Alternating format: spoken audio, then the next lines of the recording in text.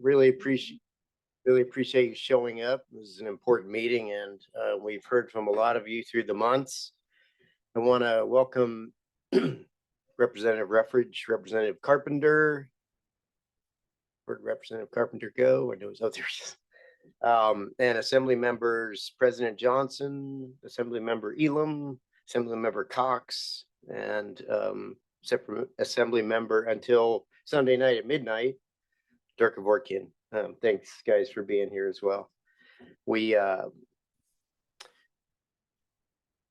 road transportation is and safety is a priority to all of us in my administration, as well as the administration that these gentlemen are representing.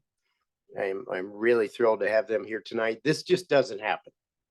It happens rarely from time to time, but tonight you have a commissioner here to listen to your concerns about road brine. This meeting's about road brine.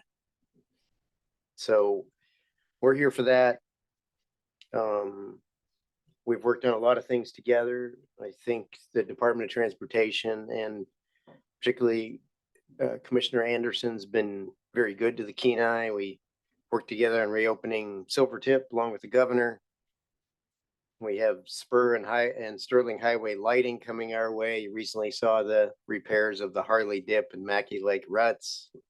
I worked on South Miller solutions that we recently heard about. And we're growing this relationship on planning our safety corridor, working together hand in hand with our legislators and this DOT and PF, Department of Transportation and Public Facilities Infrastructure, department. So this is a rare opportunity to be heard by a commissioner sitting in this room. We're going to ask that folks remain polite. This rare opportunity should be one where we have respectful dialogue going back and forth. When we start off with public testimony, Mr. Arnold's going to be first.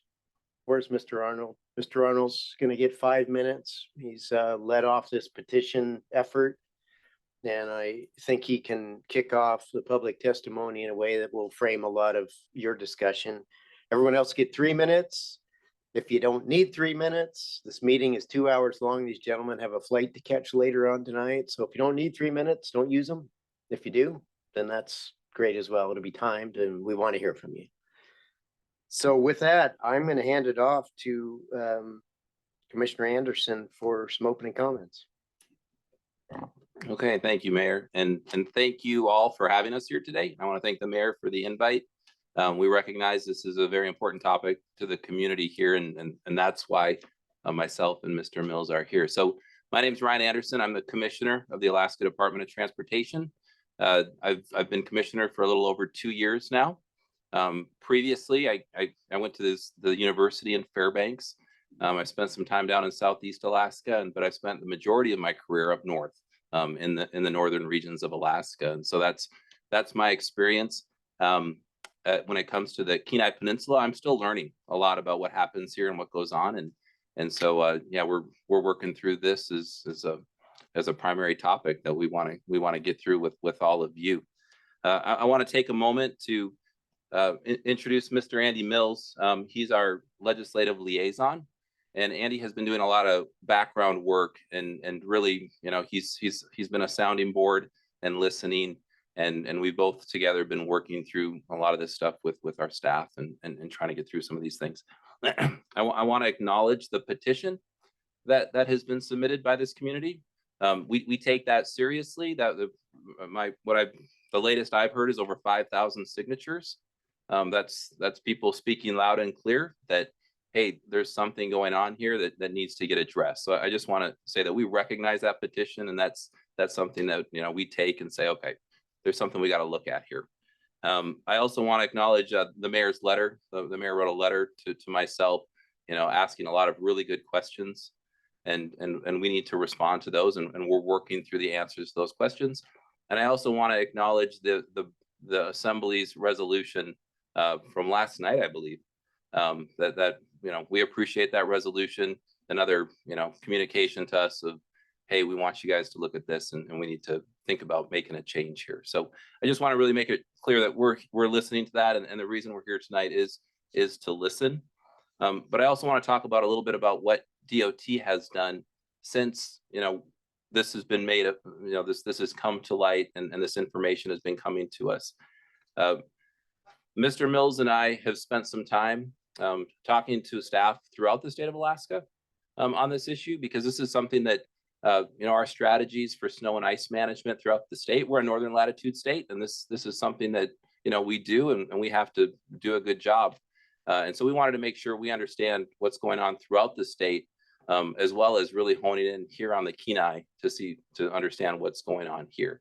And so we've spent some time, I've spent some time in Fairbanks, we spent some time in the Mat-Su, Andy spent some time in Juneau, and then of course we spent some time here in the Kenai Peninsula with our staff talking about this and really trying to understand the differences between what we do in the state, but also, how people treat this issue throughout the country, because northern latitude states in the country do different things when it comes to, snow and ice strategies. So it's a really a big topic. And so we wanted to make sure we're looking at it from that purview, but also looking at this community in particular and the needs and the concerns that have been brought up here. We also are looking at this from the status. One of the things that in the assembly resolution was about research. And so we understand there's a desire for more information there. We don't want to be in a situation where all we're doing is studying. We want to take actions too. So, but we recognize the value in that research. And so, that's another thing that we're going to be looking for. So we're going through these things, one at a time, but also deliberately, so that, as we go through this tonight, we can come away from this with some good, solid ways forward. I can't guarantee that we're going to have, all answers tonight or a definitive statement of, DOT is going to move forward like this, but we will do that in the coming weeks, and recognizing that it's October, the middle of October. I came from Fairbanks. I was snow blowing a couple days ago. Winter's coming, and so there's an urgency to this that we need to make some decisions and make sure that we're addressing the concerns. I did want to offer up a little bit of time to Mr. Mills, Mayor, if that's okay, just to talk a little bit about our operations here. Thank you, everybody. Again, Andy Mills. My primary role at the Department of Administration is actually as a legislative liaison. So familiar faces with Representatives Carpenter, Representative Vance, who couldn't be here tonight as she was in another town hall, Representative Ruffridge, and Senator Bjorkman. So certainly have a good working relationship with all of our legislators on a myriad of topics. On this in particular, it was brought to our attention by legislators sharing the petition with us. And so we dug in from there. Just as additional background for me, I'm a third generation Juneauite. So I'm used to a similar, but maybe slightly more rainy conditions. And we do use brine down in Juneau as well as we do other parts of the state. So I'm happy to provide some additional background on brine use, as we've, again, as the commissioner said, been speaking with and traveling across the state. I myself have certainly had somewhere in the neighborhood of 7 or 8 meetings with our maintenance and operations chiefs and some of the staff down here on the Kenai Peninsula who operate the maintenance and operations, and talking to them about brine.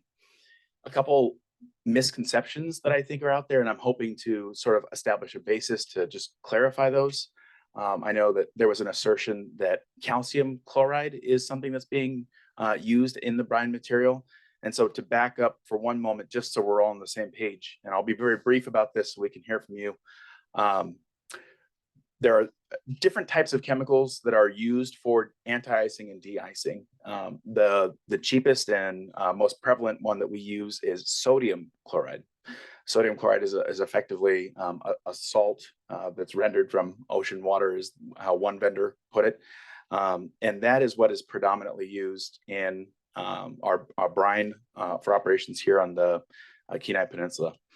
The one reason you can know that is, again, in talking with Mr. Arnold about this, the ratio on mixing that is the 23.3, whereas alternatives that can operate at a lower freezing point, such as calcium chloride, which is what I saw the other day in Safeway in a bag you can put out on your own concrete path or whatnot, driveway, that works at a lower temperature and is at a different mix ratio. It's at 28 or something. And then magnesium chloride is even more. And as you get to these steps where you get to something that is at a lower freezing point or operationally used to address lower temperatures, it gets more corrosive. So I did want to let folks know that sodium chloride is what is used in our brine, and it is the least corrosive of those three options. Calcium chloride is used as a binder on gravel roads in the summertime. So there is use of that, but it's not in the predominant and the majority of what's used in our brine solution. And then as a basis, just to go from there, brine is utilized primarily as an anti and de-icing. And there's a difference between those uses.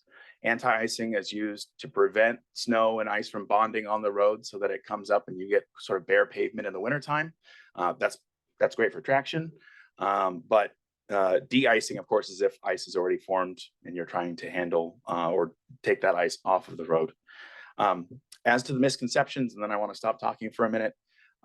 Again, we did hear about folks seeing operations spraying the sides of roads and with a liquid in the springtime. And while de-icing does work up into spring, some of what folks observed was actually wash the tanker trucks with water and thus a very small amount of brine in it that was actually cleaning the sidewalks instead of a brush, which is what I actually in Juneau I see more of the brush trucks cleaning the shoulders so that folks can ride bikes and recreate. That was actually water kind of cleaning and doing some dust control at the same time. So one misconception, not that brine isn't utilized into the spring, but that was one thing observed, and we wanted to clarify that.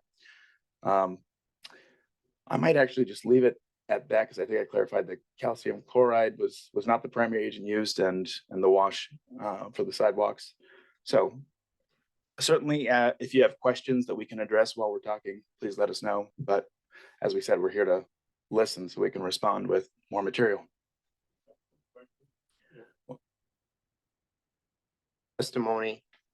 And so we're not going to go from the floor. Let's do it in an organized manner. We'll never get through anybody here. So Mr. Arnold, you get to kick this off tonight, and you have 5 minutes. At about 8:20, I think the department wants to give some response on what they've heard tonight. So we'd like to get through as many people as we possibly can. Like I said, use your time wisely. If you don't need 3 minutes, don't use it. If you do, we're happy to hear from you. And this meeting is about hearing from you. So Mr. Arnold, thank you.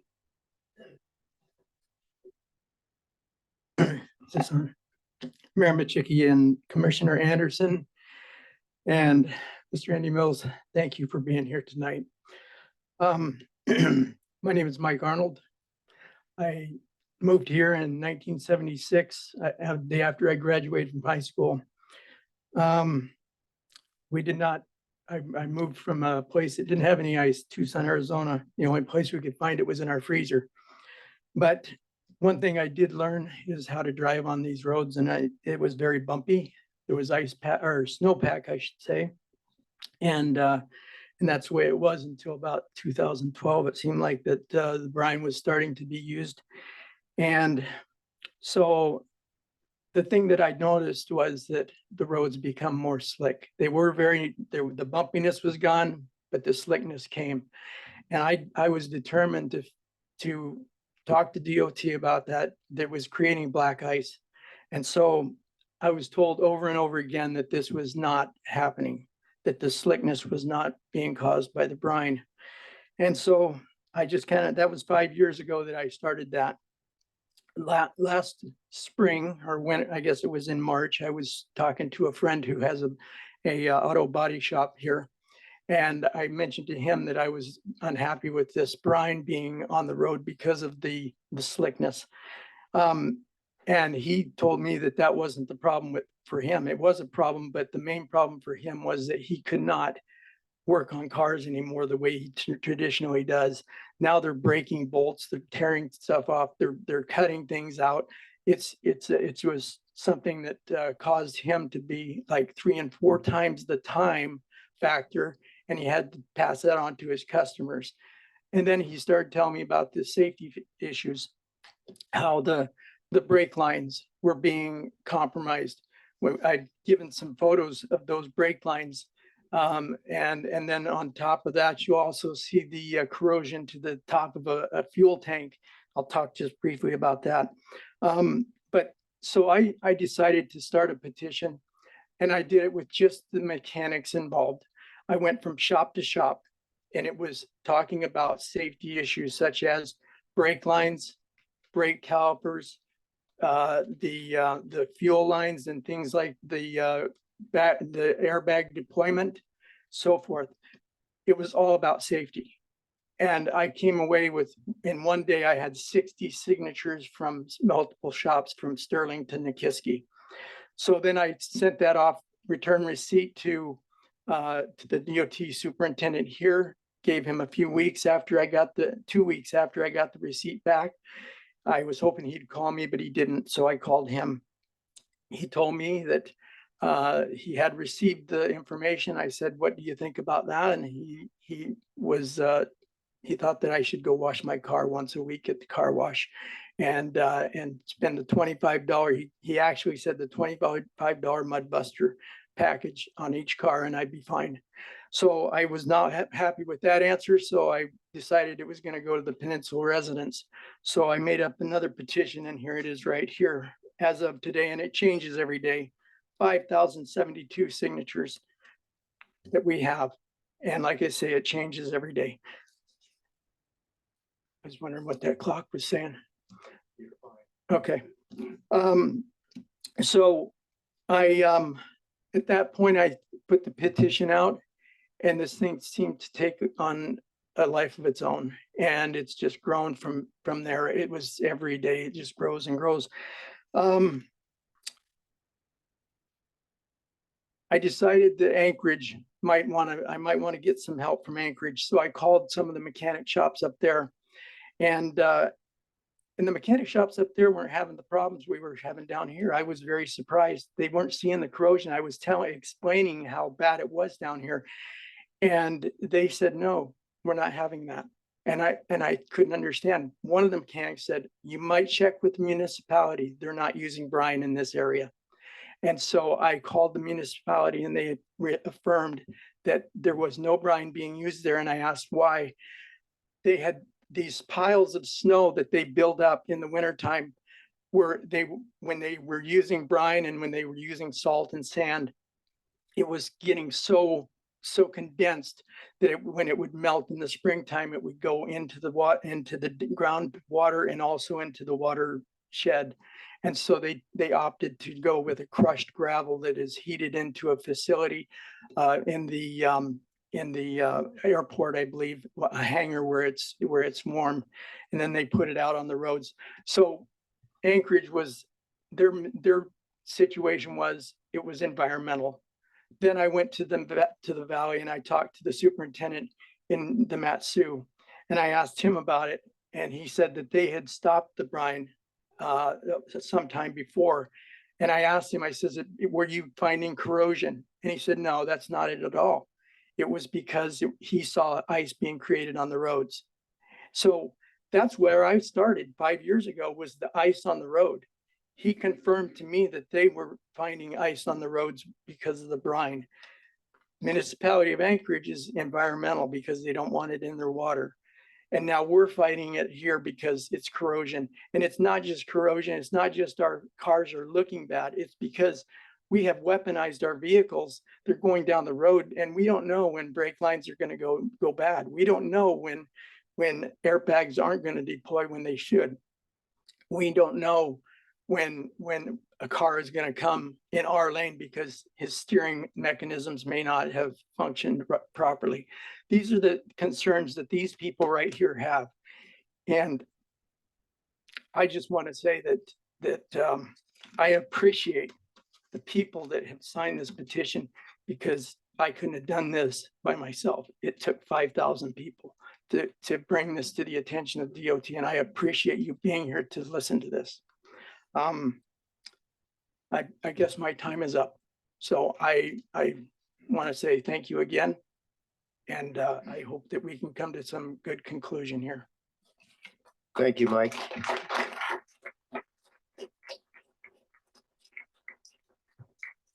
So we want to hear from everyone possible, and I appreciate that very much, Mike. Let's hold the applause till the end and then you collectively can clap for each other so that we can save the time of the in-between. So, next. Yep.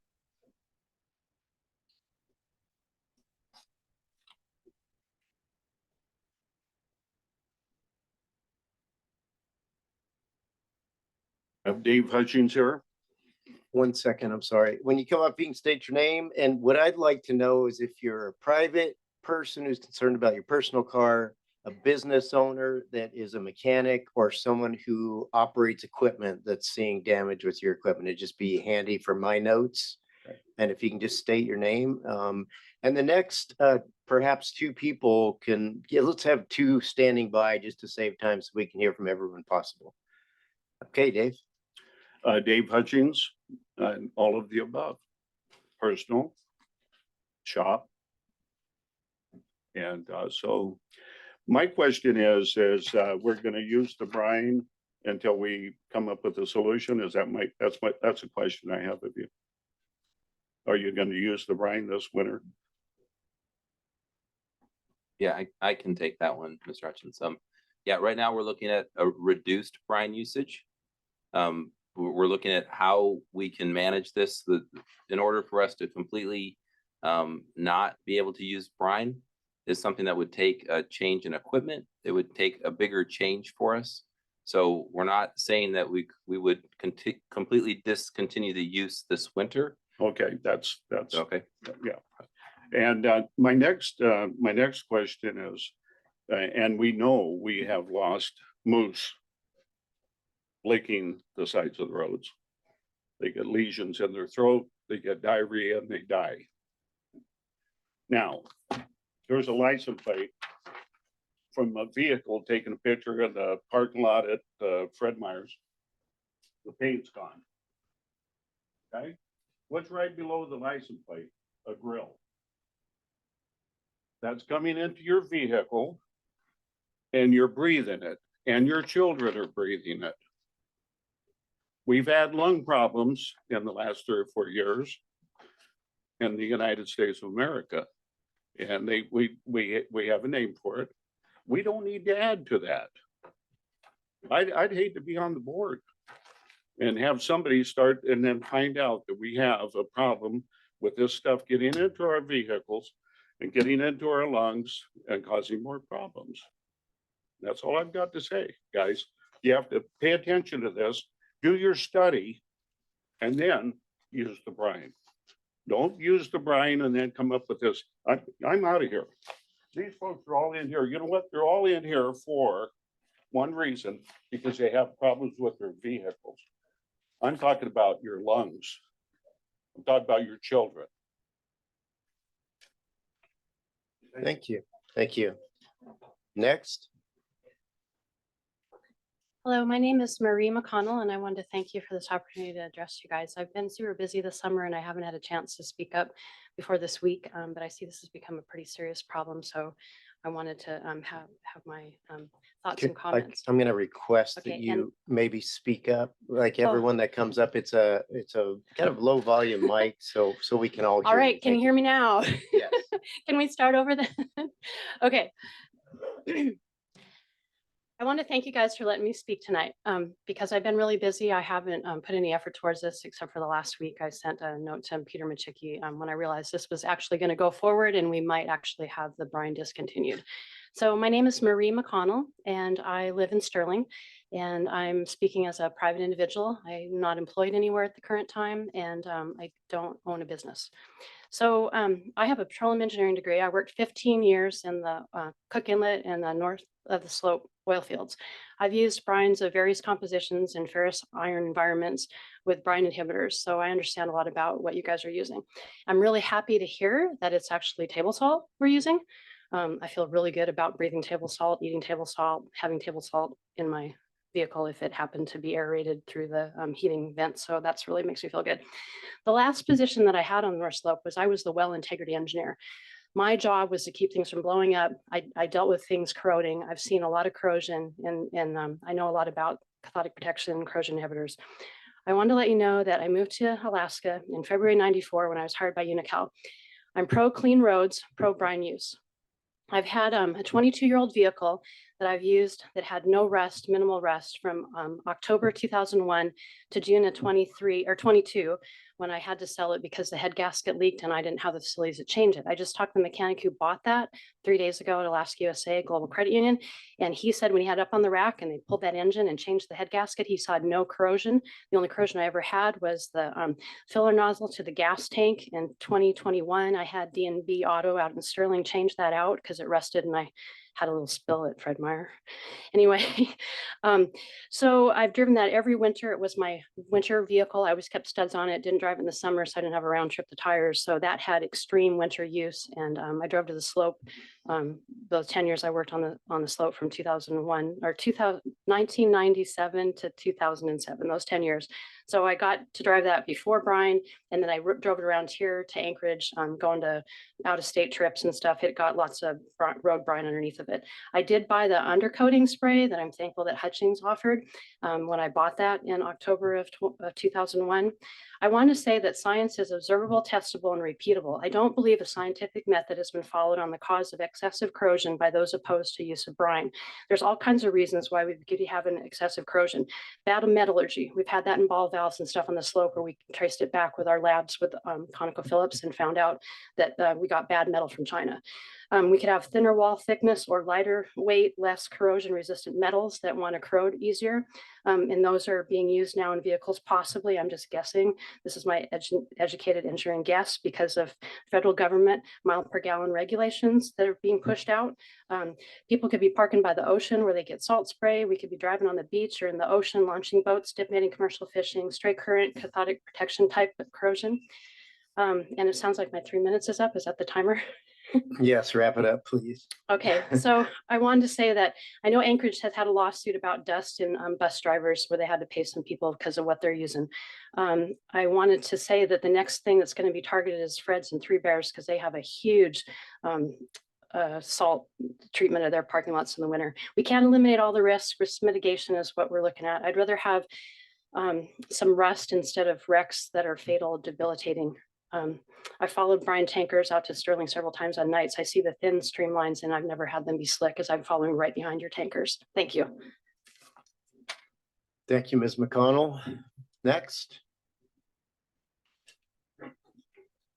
My name is Susan Jackson. I'm a private citizen, although my husband does work at a shop in Anchorage. And they also don't see this issue. Unlike, I would just like to say also, I have fallen behind the vehicles. It is much slicker. I do think in the mornings when I leave where we live at Gaswell and they've just gone through that I can see and feel that it's slicker than even when there's ice, black ice on the road. I'd also like to say that if it is just salt, I have never been able to feel it in the back of my throat or smell it in any of the seasons past than I have just this last winter. It burns your throat when you are behind those vehicles or it is fresh on the road and you are out in the mornings and there's the cool crisp air and there's no snow or anything packing it down.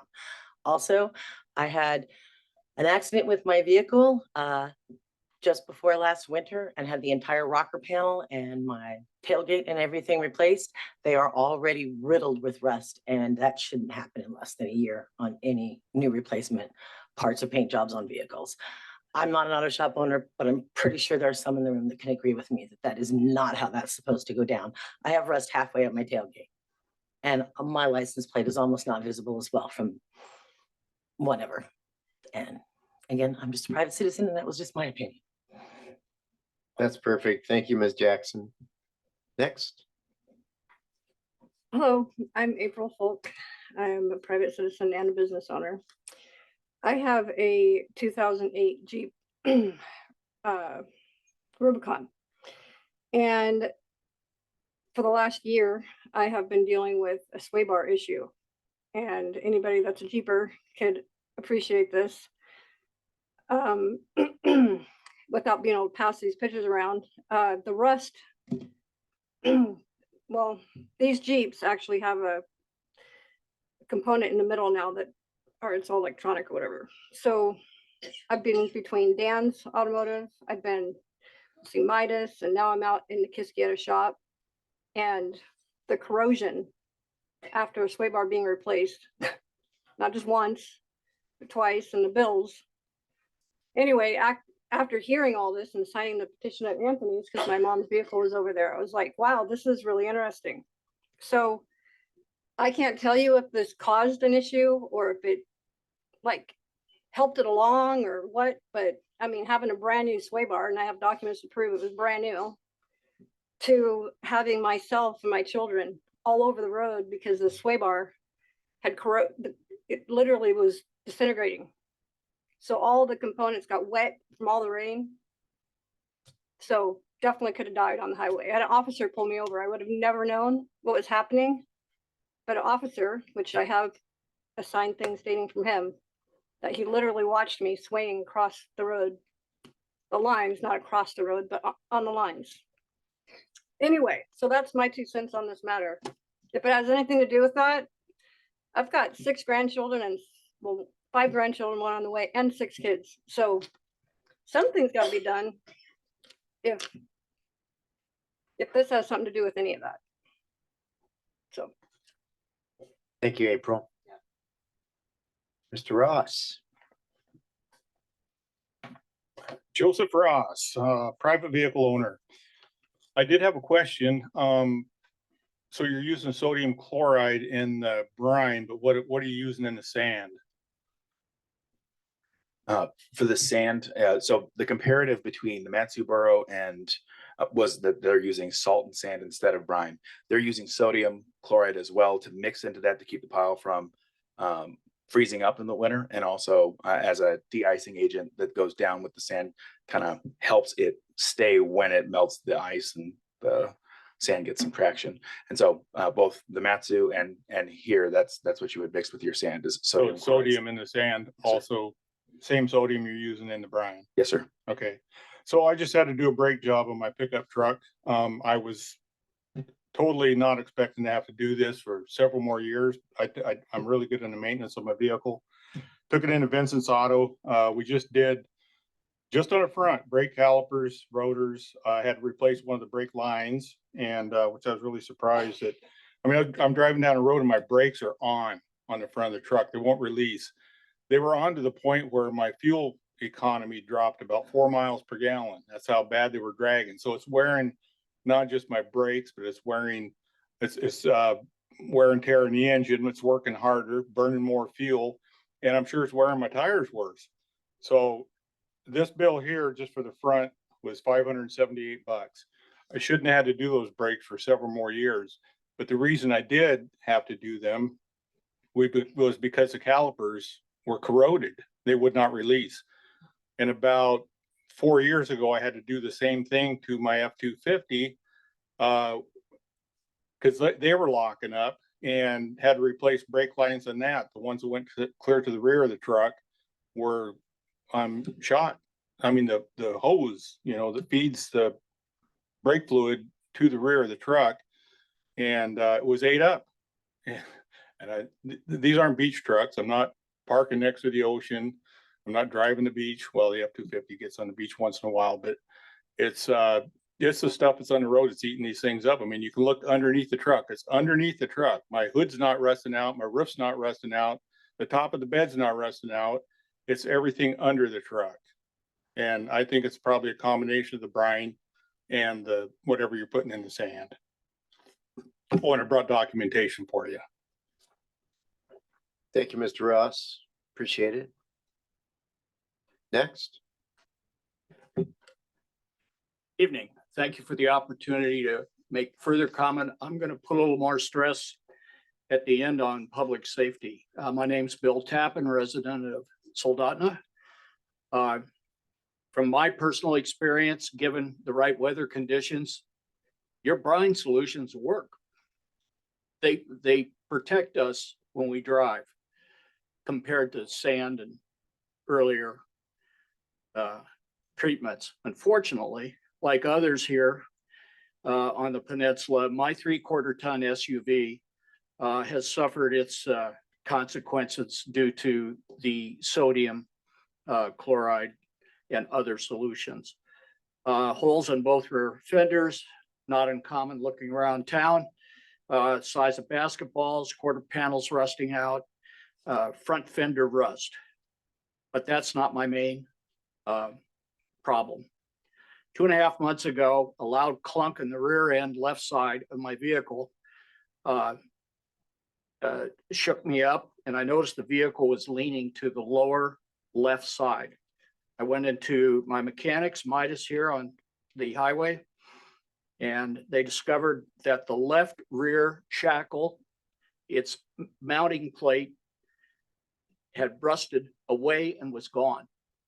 So the rear axle, differential, wheels and tires are being held up by the right one.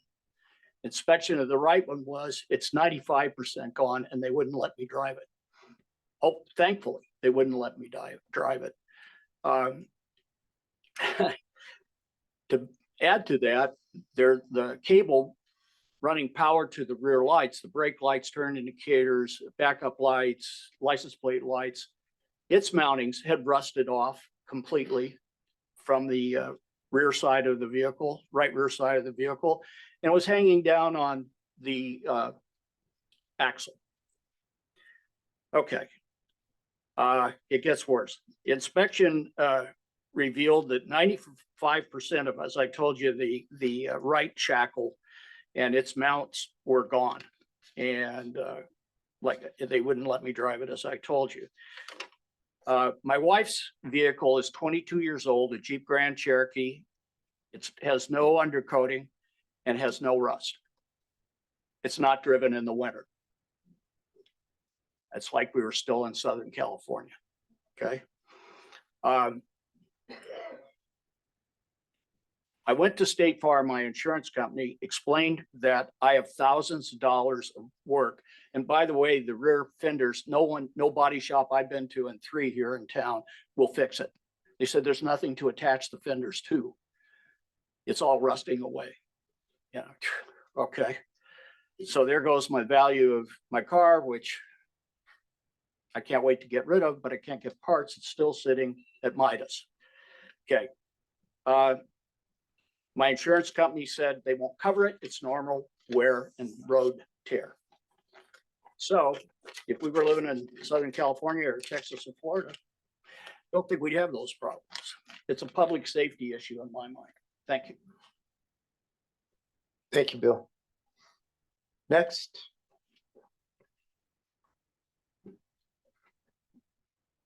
My name's Buddy Linson. Can you hear okay? Yes. I opened a shop 50 years ago. So I'm pretty well experienced in the trucking mostly and equipment as well. This problem has gotten pretty severe these last 3 or 4 years to me for various reasons. I own 2 trucks, wreckers, I should say, that tow trucks to and from Anchorage often.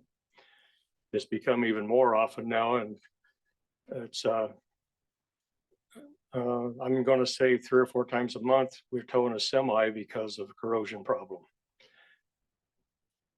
So I'm going to address 3 issues. First off, my smaller truck is a mid-sized, and I've actually followed your Brine trucks. And the first issue is it's sticky, and if you're even a safe distance back from another car, you're going to get that on your windshield. So these trucks, half the time, the middle of the nights when semis are running, and we're out there too with our wreckers. It's not just myself, but I have a crew that runs these things. That stuff will get on the windshield, and it's so aggressive that you have to stop, pull over, and wash the windshields or something, because the windshield washer will not keep it safe. So that's item 1.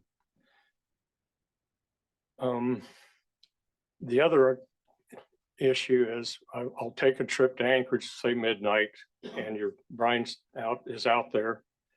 I'll run to Anchorage, have a 3-hour, 4-hour turnaround and come back. And the roads that I was just on were as if no one had been there. So I personally believe that having the brine, it tends to wash off the roads or be picked up by other vehicles, whatnot, and it doesn't stay. 3 or so hours later, this solution isn't working anymore. From my experience, it's been around quite a while, sand does a better job. Okay. The other thing I wanted to mention, the reason I'm here is for friends, customers, employees, as a collective voice for quite a few people because my shop is like 5 technicians in there. Most of our mainstay is semis and mid-sized trucks, and we have seen some really major problems. So it takes time and effort to have these experiences. So I've been asked by Mr. Arno, as well as some of the other folks, not here, but trucking companies and whatnot, because we have seen some really major problems regularly. You can visit my shop even today before winter and you can see the carnage from this last season. Presently, we have a Kenworth in there. It's a 2012 Kenworth, and tandem axle, of course, and the rear housing of the forward axle is rusted through. So it's a very expensive repair. He came in for DOT. Of course, we will not let it on the road. No one that does DOT inspections would. And it's not just that. That is not the only problem with that truck. As you could do these inspections, a lot of things crop up, horrible problems. I have a stack of pictures that I'd like to present to the commissioner. The one I will discuss, but not necessarily look at it, but was an issue for my technician because this was a 2010 Kenworth, and the receiver air dryer for the refrigeration, because a lot of these new trucks have nice systems, is in the right-hand wheel well. So he went to do, my technician did just routine service of the AC. It wasn't working right. And these, it's less than 100 PSI in those, so it shouldn't be a safety issue. So he was at the passenger side of the truck with his gauges and whatnot hooked up, and the receiver blew up in his face. So I have a picture of that. Luckily, my technician had safety glasses on because he wore it. Not only that, but the freon in the system hit our atmosphere. So there's fines for that if we do that intentionally. But here, this system, the can blew up in his face. So it's a really deep safety issue. It's not just the corrosion that I'd like to show the commissioner. We see it every day. Also, these new trucks have more and more electronics on them. It's not uncommon at all to have 4 or 5 harnesses on that truck with 50 cables. So we get to pinning those out and doing some testing. And most of the problems are dead of winter. It's cold and there's brines on the road, and these guys are running in the middle of the night to and from Anchorage. It's not uncommon to troubleshoot that issue to be in the middle. A few of the wires in the mass of wires will be shorted out against one another.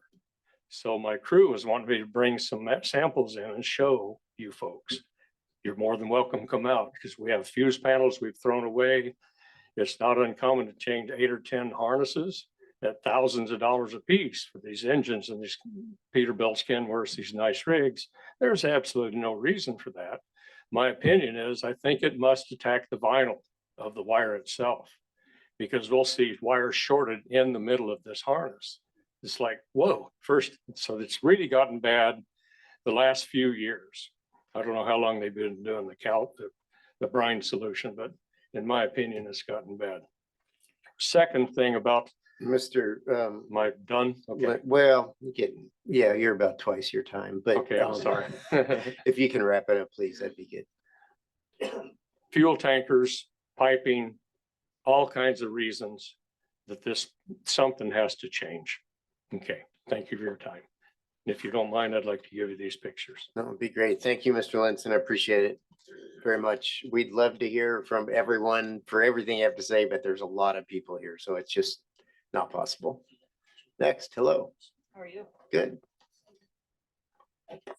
Hi, my name is Laura Maccarello, and I work for FedEx, and I want to make it clear that FedEx did not ask me to be here. I'm not speaking for them. I'm speaking for myself. But I will tell you that I've worked for FedEx for 35 years, and we've always had running boards on our trucks. And it wasn't until they started putting the brine down. We've got 3 trucks right now that don't have running boards on them because they've rotted off or they've rusted off. You know, you step on them and they just, anyway, we have 3 of them right now that don't have running boards on them. Also, my personal truck was hit by somebody who ran a red light They did the body work on it in about 4.5 years ago. And it's already rusting out along the bottom where they've done, you know, the whole new side of my truck. The other thing that I want to address is the fact that this seems to pull a lot of moose onto the road. I'll be running the major side roads at night, and it's amazing how many moose there are out in the road licking the brine. And, you know, Robinson Lip is exceptionally bad. It has a lot of little rolling hills, and you come over one and sure enough, there's a moose in the road. And I'm thinking that it's probably the salt that's pulling them out since they're licking the road, evidently. Also, I'm glad that Mr. Linson mentioned the fact that the brine sticks to your windshield and your mirrors, because I don't have a back window. Of course, I'm completely dependent on my mirrors for what's behind me, and I have to stop and clean my mirrors at least 3 times every shift, or I can't see out of them, especially when it's dark. But anyway, thank you. Thank you, Laura. Just one question. Are the moose worse than the dogs you have to face every day? Far worse. Hello, Alex. Hello. Alex Stovitt, local business owner, driving school, drive a lot of circles around Kenai and Salina. Also on a personal note for my own vehicles. I know it was mentioned, comparing the 23% salt brine, excuse me. But what is the ocean around here? Do you have an idea? Yes, I looked that up. I don't know about around here, but the average ocean salinity or salt content is 3%. Okay, so I know it was brought up that we might be parking next to the ocean, driving 4-wheelers on the beaches could be an issue of why we're seeing corrosion. I know when I just drive my 4-wheelers as a personal aspect on the beach, first thing we do is we got to wash them off. Because when I grew up commercial fishing, if you didn't wash your truck off the beach every single day, it'd rot out and fall apart. 4-wheelers, ATVs, the surface rusted instantly. Also know it was mentioned about oil field and brine and sodium and salt. But I also worked in the oil field, and I know we use a lot of corrosion inhibitors. Are we using any corrosion inhibitors with this brine system? Yes, sir. There are actually quite a few corrosion inhibitor certified products, and I can direct the list to you, but suffice it to say yes, and that is being utilized at the maximum rate that M&O staff can in the brine that's used on the Okay, Kenai so they do have at least some inhibitor. Yes, sir. When that gets diluted with water, I'm sure it makes a big difference. But also, it was mentioned the moose licking the roads. But how many of us lately, I can speak to everybody here, that's seen moose licking the sides of our vehicles? Because this brine, when it dries, it turns to a powder, which is just literally dumping table salt all over the side of your vehicles, and they come up and they lick our vehicles. You see moose tongue marks all over your. I don't remember as a kid growing up here ever seeing my truck being licked by a moose, and I've had to shoo them away more than once the last few winters, licking the side of my trucks. And then when it comes to a safety issue, as far as our driving vehicles, we drove commercial and non-commercial. My commercial trucks, it's constant corrosion issues, especially electrical. Older vehicles in the last 5 years, it just turns green and falls off. I have weekly. I have to deal with tail lights, marker lights. Even today, I should have grabbed it. I meant to grab it. Marker light. Oh, it's not working. Oh, trace the wire. Oh, must have a little nick or something. It turned green and fell off. It used to not turn green and fall off. And now we're having tail lights, brake lights, our brake systems, ABS systems are the worst. All those little connections are getting full. And every mechanic around here, I guarantee, has seen it. They just turn green and fall off. And that didn't used to happen. You take 23% salt and spray it all over our vehicles. And a commercial side of things, I know we were mentioned that it was we're just gonna wash our trucks $25 a week, go through a mudbuster. That's cool. I can wash my little vehicle, but can anybody tell me where there's a opening to where I can do a commercial truck wash around the Kenai Peninsula? You can't. And in the winter, there aren't any mobile car washes available for trucks. Most of these fleets aren't getting washed, whereas the fleets, a lot of fleets I know of have a mobile truck wash comes out in the summer. As soon as it starts getting cold out, they don't come out.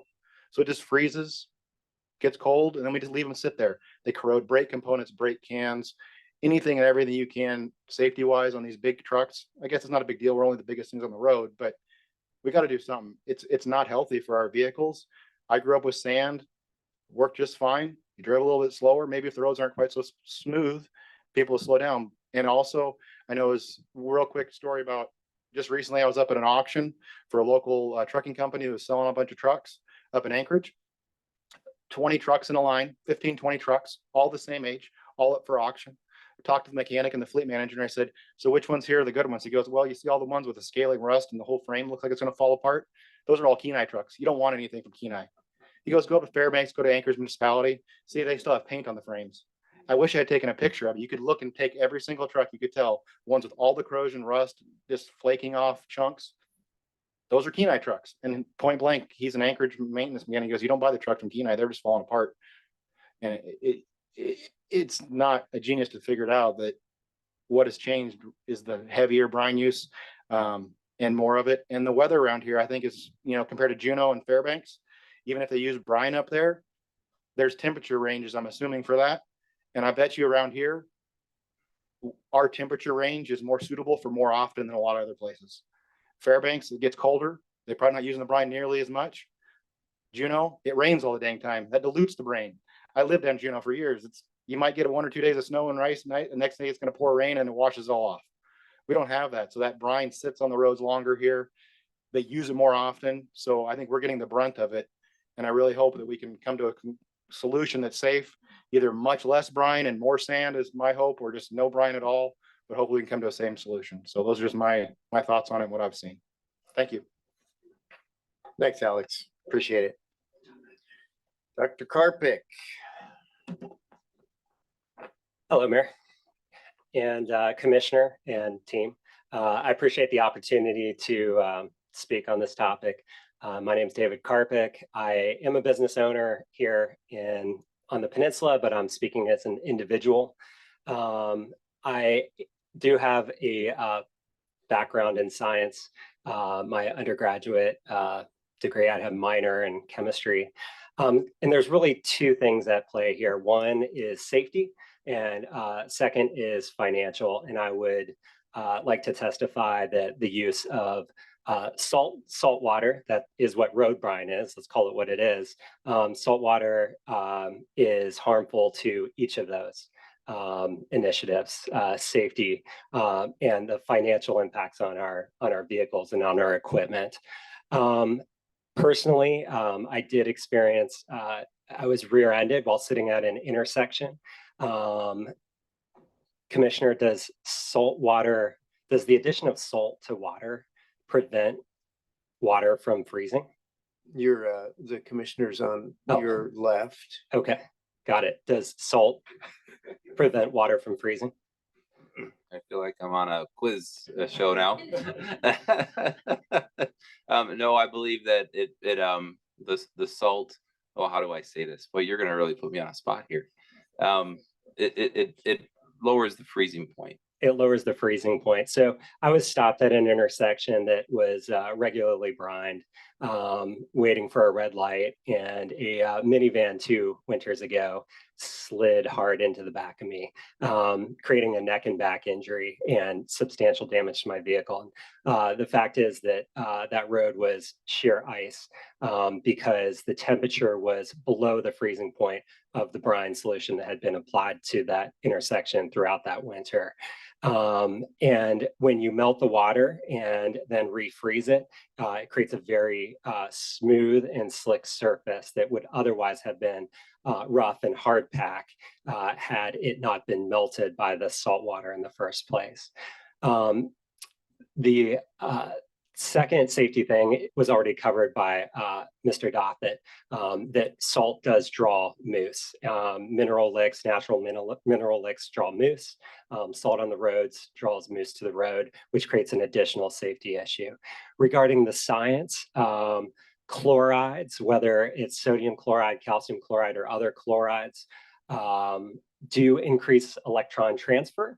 That accelerates the oxidation reaction in metals, which is all the damage that all of these people have spoken to, that all a result of that oxidation reaction. There are alternatives that are not oxidative, like folates and acetates, and folates in particular are biodegradable, right? Or formates, I'm sorry, I misspoke. But formates are biodegradable and non-toxic, and lower the freezing point into the -50 range So we would never have that type of an issue. And I'm sure it's more expensive, but it also does a much, much better job. Thank you. Thank you, David. Appreciate it. You owe me a text, by the way. Next. My name is Wesley Jackson. My family owns a body shop on K Beach, Outlaw Body and Paint. It's my dad's shop, actually. He's been in business for 27 years. It's a family-run shop, and we've been working closely with Mike here, and we're really appreciative of him. And I just wanted to bring up today, which has been brought up multiple times, is the safety aspect of this brine solution that's being applied on the roads. Particularly the airbags. You know, the manufacturers spend a lot of money to design these cars to do certain things. And when we're seeing this much corrosion, it's changing the way that these vehicles are responding in car accidents. So I hope today that we can come to an agreement to change what's being applied or how it's being applied, because the rust that we're seeing on the roads today, on the vehicles today, is only going to continue to get worse. Rust, it has to be cut out, it has to be removed, replaced. So for us to continue to use the brine and maybe use less of it, we're still going to see a lot of the issues for an extended amount of time.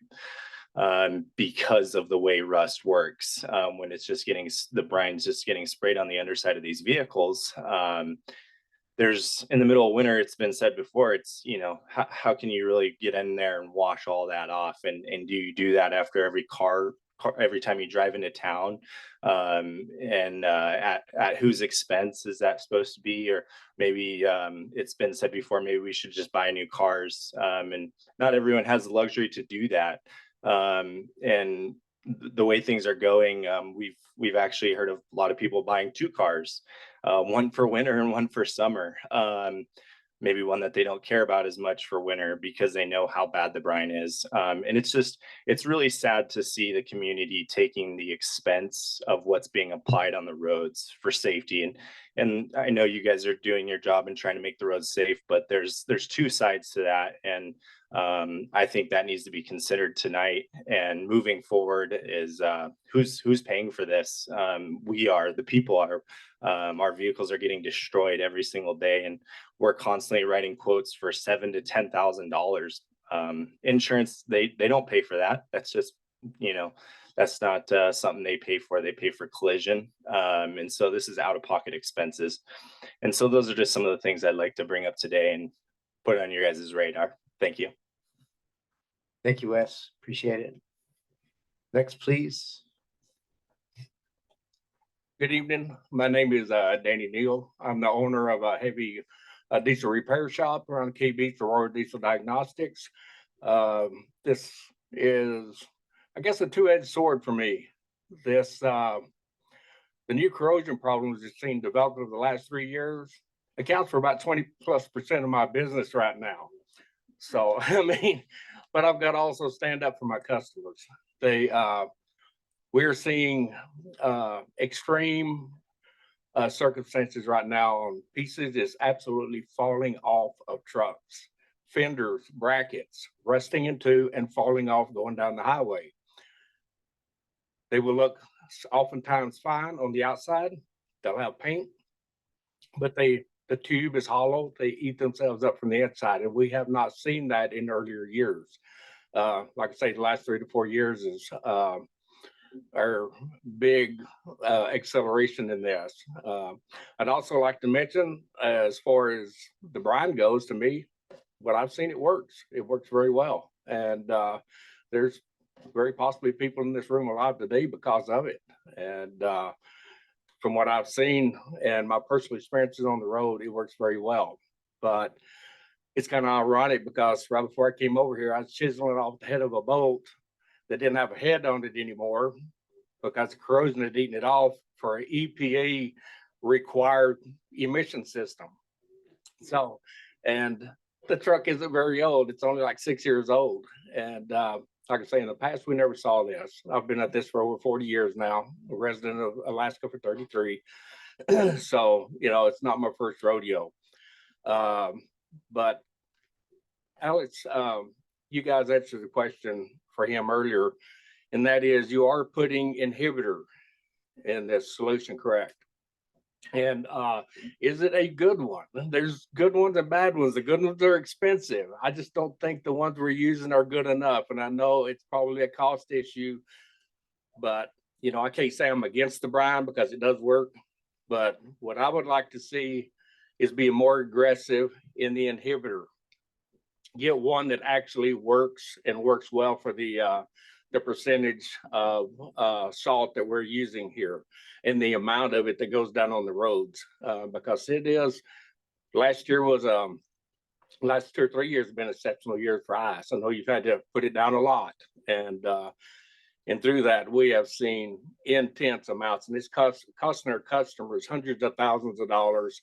We're actually seeing frame members rotting into something that a 30 or 40-year truck, a year-old truck would never have. We're actually seeing them being eaten completely through and having to be replaced or junk the truck out. So we definitely have an issue there. And we're seeing this more and more often. We do DOT inspections to keep these trucks on the road, do them weekly. And it is really severe. I did a test last year on the wiring. When we rewire a rig, we always use marine type connectors. They're heat shrink with glue inside of them. So I said, well, I want to try out what they will do, the old type that doesn't have the glue or the heat shrink on them. I put one on the truck. It was January of last year. Put it on the road. It was for a tail light, a single tail light on the truck. Put it on the road. 3.5 months later, he came back, and the wire was in two, and he corroded that wire in two in 3.5 months. So we've got a serious problem.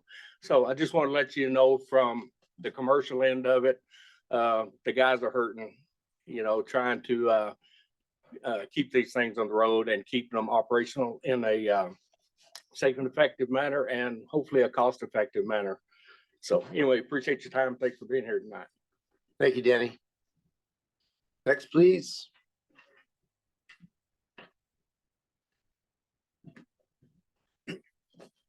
My name is Richard Thomas. I come up here as a child in 1952. Lived in Anchorage. And when they used it up there, when they had sand roads, it was just sand. And they put pea gravel in it sometime. And I've seen a lot of things change up here. And I'll tell you, I was drafted. I went overseas. I seen some chemicals over there turn things into dust. I got a little taste of Agent Orange. I come home. Everything seemed to be going pretty good. Here a while back, I bought me a 2011 one-ton Dodge Ram. Used it. I have a garage. I try to keep it clean in the summertime. Wintertime, I'll take the hose and try to spray it up underneath it. Keep the rail wells clean. And here a while back, the mud flap on the front there was getting pretty loose. So I went to one of the local body shops here and I said, hey, I got a problem here. Yeah, you got a problem, all right. And it rusted out. And so I had to get 2 new fenders. And they ain't cheap.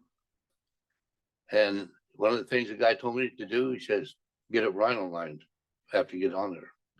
And now the rocker panels are just starting to rust a little bit. He said, but we can save that.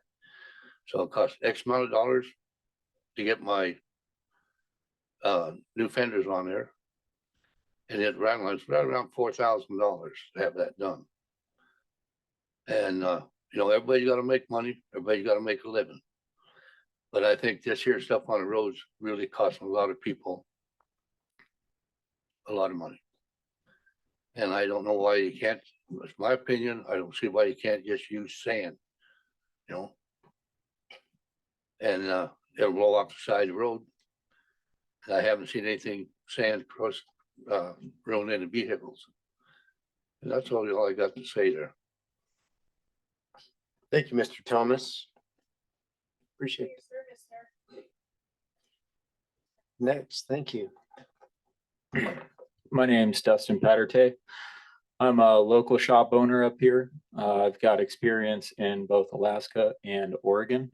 About 15 years in the industry, automotive repair, equipment repair. Oregon has a similar model. Only difference is they do not use salt whatsoever. Speaking in comparison to the vehicles I've worked on here as the vehicles I've worked on there, virtually no rust whatsoever in Oregon. Come up here, same vehicles, massive amounts of rust. One of the big things, the reason that Oregon didn't use salt, surprisingly not the corrosion issues that have been spoken about, but contamination in the waterways for the fish. I don't know when we started using the brine, but I've also noticed that there's a big decline in salmon. That was one of the big things that people haven't really brought up. So that entire use was banned for that reason in Oregon.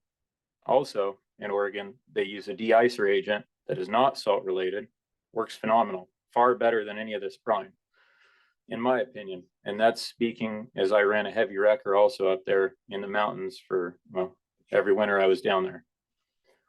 So again, I've seen issues here, frame rails rotted through, brake lines rotted through, brake calipers stuck, seized up, rotors that rust so bad that they are catching on calipers. I mean, so I've seen brake failures, frame failures, electrical failures, all of which I've seen here in my career, none of which I had seen there in my career.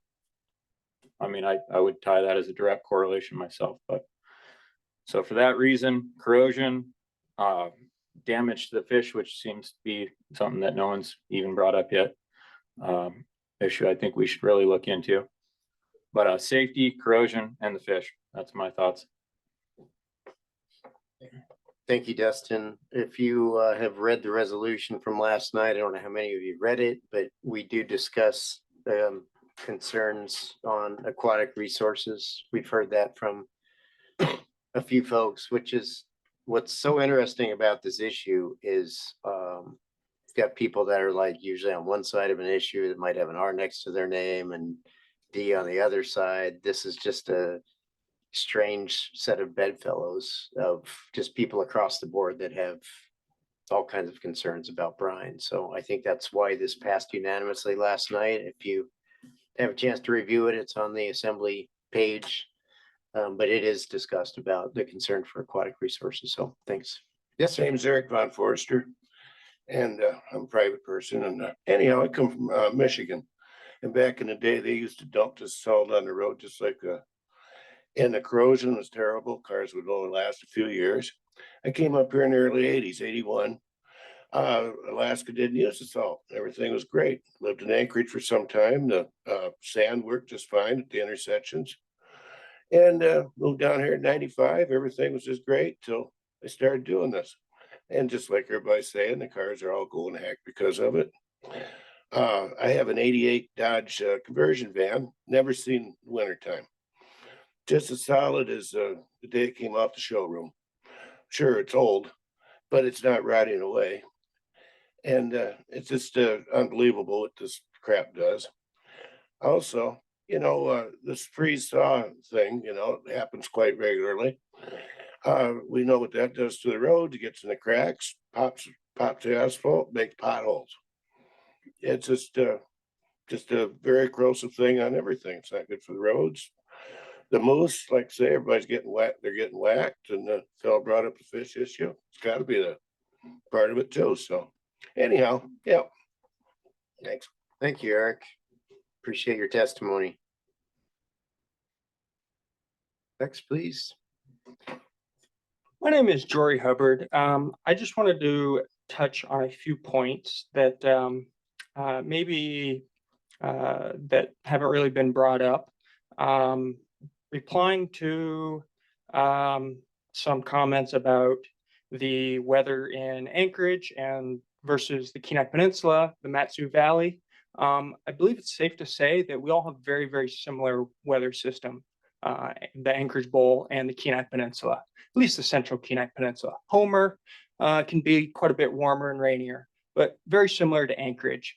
So my question or my concern I want to bring up is, why is there such a difference between the way the state of Alaska maintenance and operations in Anchorage does things versus here, versus the Mat-Su, versus even individual camps, your Silvertip camp, your Ninilchik camp, they all do things so differently, some much better than others. So that's one thing maybe you could answer, or, you know, I tend to think it's the people in charge, maybe mismanagement, corruption, all of the above. I don't know if you want to answer that. I would love to hear an answer, but let's not go to the corruption thing. Okay. I don't think there's a corruption thing, but I think there are definitely differences, because as I've been asking questions, I've been hearing that as well. Another, I guess, a second comment. Mr. Hubbard? Yes. I think Andy's willing to answer. Only if you wanted someone to address any of that, but I don't want to take your time. So Yeah, sure. That'd be great. the M&O station in the Mat-Su Valley where we went, they did do a trial on Brine back in 2014 timeframe. And actually the decision there was microclimates, the difference in climate there. And I don't live in the Mat-Su, so I rely on folks who live in the Mat-Su and operate in the Mat-Su to make calls on that. And they actually took the equipment that was being piloted there, and it was transferred down here because the climate was seen to be suitable for use. But again, part of this conversation really comes back to how much, where, and what form. And there's actually someone raised acetate earlier. I hope we can talk more about that a little bit later. So, but please keep going. Okay. Another just quick, I guess, unconventional comment is, perhaps we're enabling the general public and the everyday driver with the overuse of salt brine and de-icing agents. I don't believe it's in the budget to have highways 100% ice-free, dry pavement all winter long. I just don't think that's possible. And the amount of people nowadays that don't have snow tires, that aren't prepared, they haven't learned to drive on snow and ice like we did in years past. So, thank you. Thank you, Jory. Jory, right? Yes, Yeah. that's correct. Yeah, bring up some interesting points. Thank you. Next.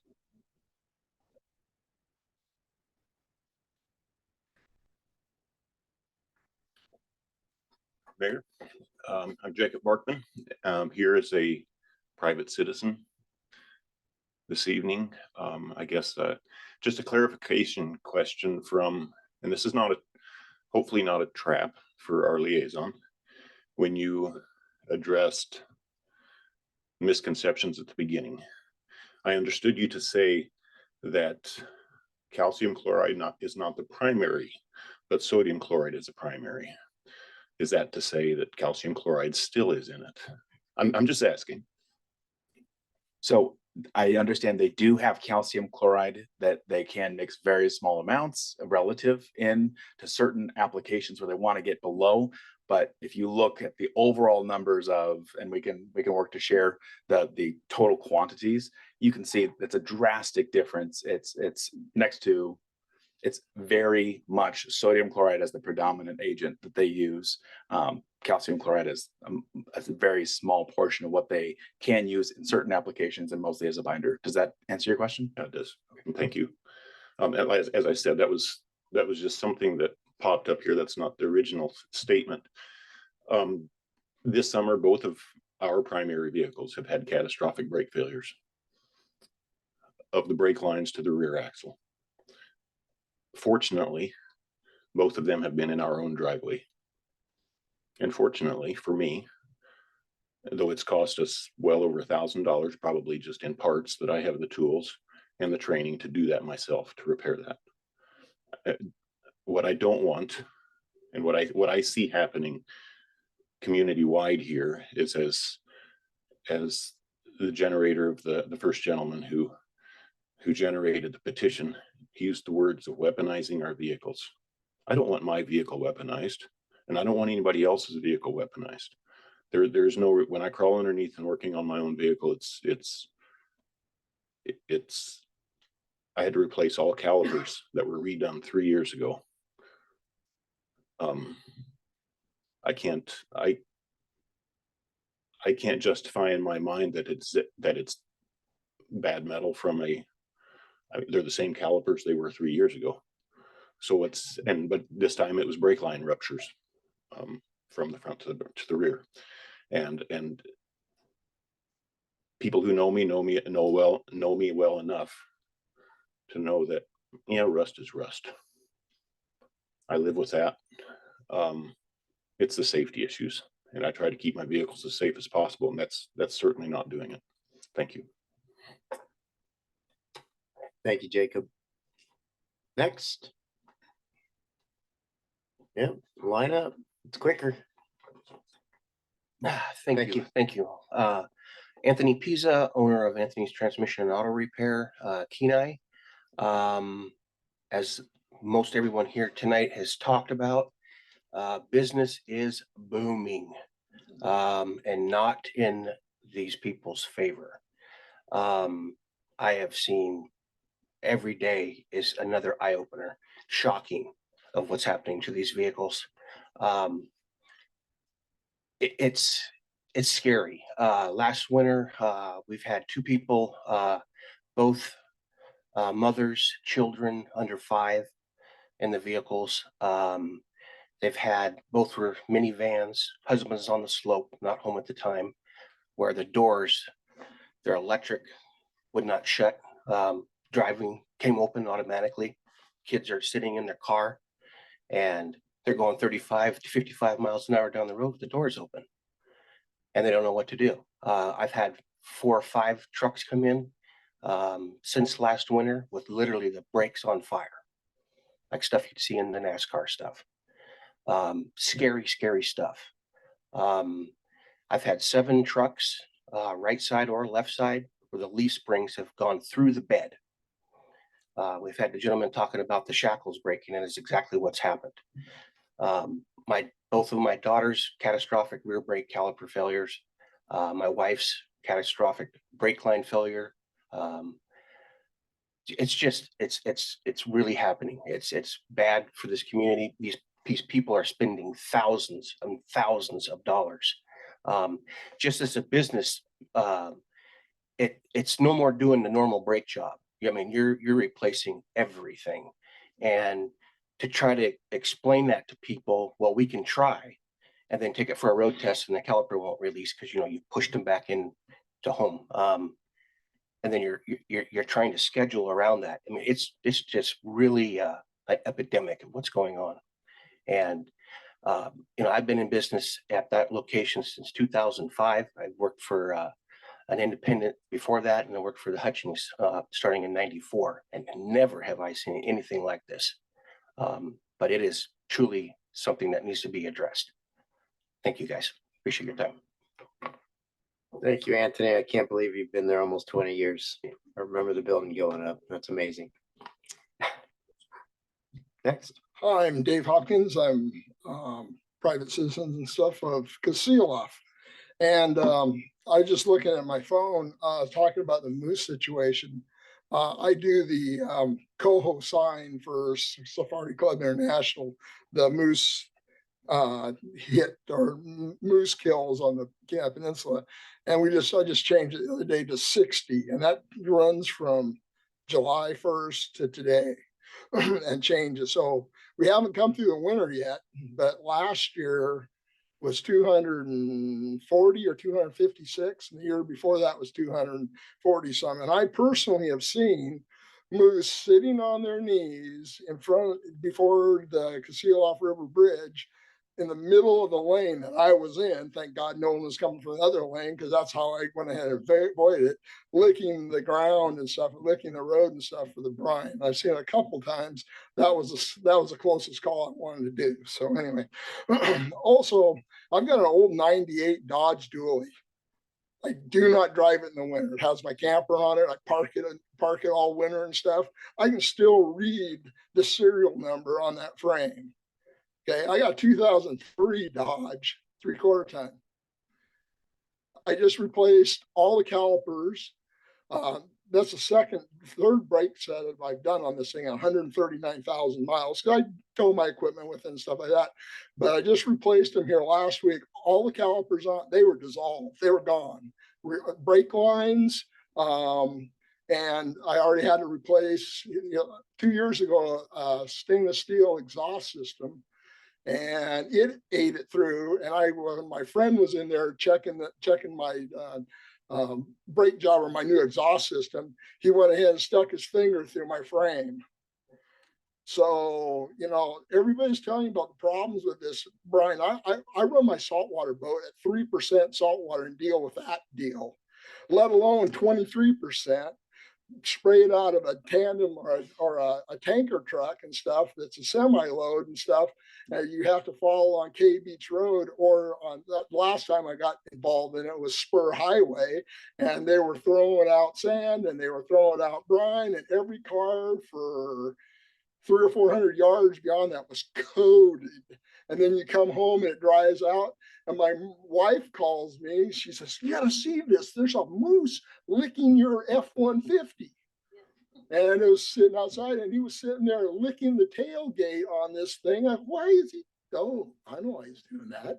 So anyway, whatever you hear tonight is for real, for fact. And I appreciate you taking the time to listen to me. Okay, thanks. Thank you, Mr. Hawkins. Next. Troublemaker Tanya. No, thank you for coming here tonight. It's got to be kind of a lot of listening, which can be challenging, I know, but thank you for hearing us. My name is Tanya Irwin, and I am just a private citizen. I'm actually a second grade teacher, and I love children, and I love their families. And some of our families are very poor, and to buy a cheap vehicle is a huge deal. They cannot afford to replace their vehicles very often. I have a 22 Highlander, and I have a big old rust spot on my door, and I shouldn't have that. It's only got 14,000 miles. We're not rich, but we're not poor, but we do have a lot of poor. If you look at the free and reduced lunches, it's actually pretty bad. And our families need help, and they cannot afford to replace vehicles constantly or expensive repairs. And our families are stressed, and they cannot do this. So thank you for hearing us. I do speak English, and I'm a pretty good reader, and I'm a pretty good teacher of reading, but it's almost like it's a totally separate language. I have no idea what a caliper is. I just know that I'm spending a lot of money for my car, and I want to protect my investment. And if this was being taxed, I know the government would take better care of it, because I really do want to protect the things I'm spending my money on. So anyway, thank you very much. I appreciate it. Thank you, Tanya. Hello. Hi. I'm Marnie Olcott. I'm from Sterling and been on the peninsula for about 25 years, and before that in Anchorage. And I want to speak to the health concerns of it a little bit more. I'd like to see a lot more research done on that. I'm somebody who suffers from pretty extreme environmental allergies and different health conditions. And I know several years ago, I couldn't figure out what was going on, but it was when the street cleaners were going by and all the dust was flying and everything else. And I was like, man, something is just not all right. And then I started kind of putting it together, and I'm like, you know what? I think it has something to do with the stuff that's drying on the roads, and then in the spring they're cleaning it up. It got to the point where I didn't even want to leave my house until that was done, because it has a pretty severe impact. And I, for one, would actually really like to hear a little bit more about the research being done on that. And I know when I had my breast cancer, they said it was completely environmental, had nothing to do with genetics. And so I'd like to see if there's something that has to do with that correlation. And then you're hearing everybody talk about the expense of fixing their cars. You're hearing about the expense of the mechanics with the commercial vehicles.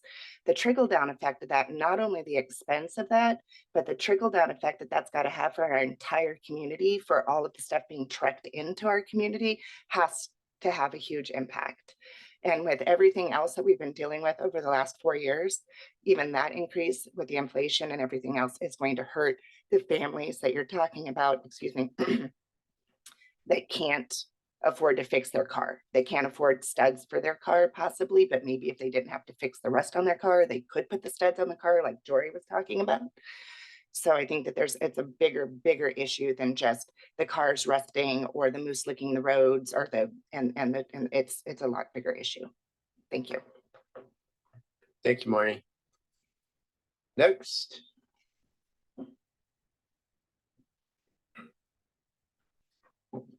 Good evening. Hello. I'm Colton Lips, speaking on the personal behalf. What's your last name, Colton? Lips, L-I-P-P-S.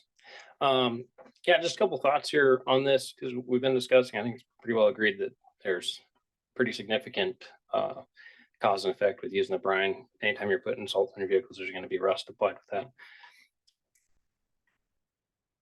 Has there been any case studies that you guys are aware of as far as sacrificial anodes or something to that effect on vehicles? I know on our boats, when we run them in salt water, we have sacrificial anodes on them.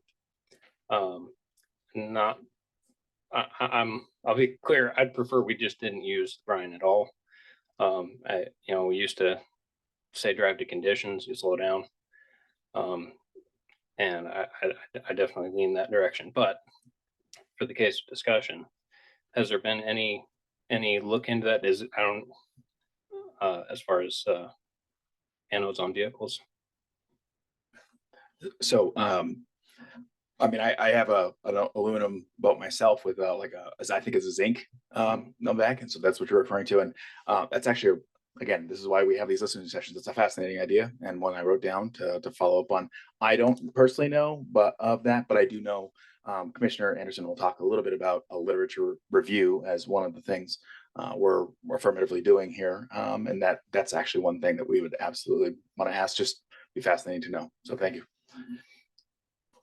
And then with that, do you guys also have a list of options or alternatives that you're already considering or have looked into if we were to move away from using the brine? And again, Commissioner, feel free to jump in anytime. I'll take Yeah, whatever. no, that sounds great. No, I appreciate the question there. Yeah, we are looking at options right now. And I think towards the end of the conversation, we were going to talk about a few things, some ways forward that we're looking at right now with some real actions we can take. But also some further research on, there are some other chemicals that we could look at that are less corrosive, or there's other, management strategies we could take to reduce that use of the brine that everyone's talking about tonight. Okay. And then another thought here, when they're mixing the brines, how are they controlling the blends on that? Do they have like equipment that does that automatically, or are they sending samples out to make sure that they're not over salinating that and making those brines too rich? Again, a fantastic question. So Commissioner Anderson and I took a tour of the Soldotna maintenance station, and they showed us the equipment, and it was far more technical than even I thought it would be. And it's refractometer, and it was several components that would get the 23.3% mixture going into the final product. So it was far more sophisticated equipment than I thought. And I get a notion from some comments that someone's in the back mixing it up themselves, and that is not at all what's happening. And I would be happy actually to provide some photos just so folks can see some of the equipment. All right, thank you. Thank you for your time. Thank you, Colt. Can you give that international symbol for mixing it yourself again? That was pretty impressive. I'm Jennifer Barkman, a private citizen. Thank you for being here. Thank you for hearing us. Just to give you a couple personal experiences, I have a young man in our family who was traveling down the road in his, he had spent $1,000 on this car so that he could have a car, and he's traveling on the road too fast, but the brakes went out, catastrophic brake failure. He ended up getting to hit a ditch instead of hitting someone else. When he took it to the shop to get it fixed, $1,500 to fix it. He had to walk away from it. There's no way he had $1,500 to fix that vehicle. He had to walk away. My husband's Jacob, and he does our maintenance on our vehicles. And so he did his pickup first, right after we parked our travel trailer in our yard after a week up in the valley, parked our travel trailer in the yard. Next time we went to get the truck, there was no brakes. Thank the Lord, that it happened there. with our 2000, and we've always owned older vehicles because he can work on them. We've dealt with rust, we get rust, but when he looked under there, he said, this thing is gone. It is falling apart. It's 2004 Chevy truck that we've had since 2008, I believe. I drive a 2007 Honda Pilot. And I, about a month ago, loaded up my 3 grandchildren, a 4-year-old, a 1-year-old, and a 9-month-old. And when I got to the end of Tote Road, my brakes were gone. And I'm thankful it was there that I figured it out. And I turned around and we eased back home and we were all okay. That's God's protection right there, but something has to change. I don't know what the answer is, but something has to change because this is all since the brine has come. Thank you. Thank you, Ms. Parkman. Next, let's get a couple behind that want to speak. No, you're next, but we'd love to have a couple in line so we can save a little time and hear from all of you that we possibly can. So thanks. Well, hi, my name is Michael Hicks. I'm a resident of Alaska for the last 55 years and been here on the peninsula for the last 30. And I've gone through pretty much with all of my vehicles, what everybody else has explained. More so in the last several years, I've replaced brake calipers and brake rotors more than I care to admit. But that is what I haven't heard tonight is what it's costing the state to do this. I know it's always boils down to about what the money is. It's this cost saving measure to try to save the state some money. What I haven't heard is the corrosiveness on this stuff. I noticed it pretty well. I think it was last year, the contractor that was spraying Fred Meyer's parking lot with, I believe it was sodium chloride, and I don't believe it was the calcium chloride, but I'm not sure. But the intersection there that the 4-way stop was corroded so badly that they had to dig it up and put blacktop and asphalt down on top of it last spring. And it got me thinking, what is this stuff doing to these bridges that the state of Alaska is spending tens of millions of dollars on? We've all gone to Anchorage and we've seen the brand new bridges. They look great.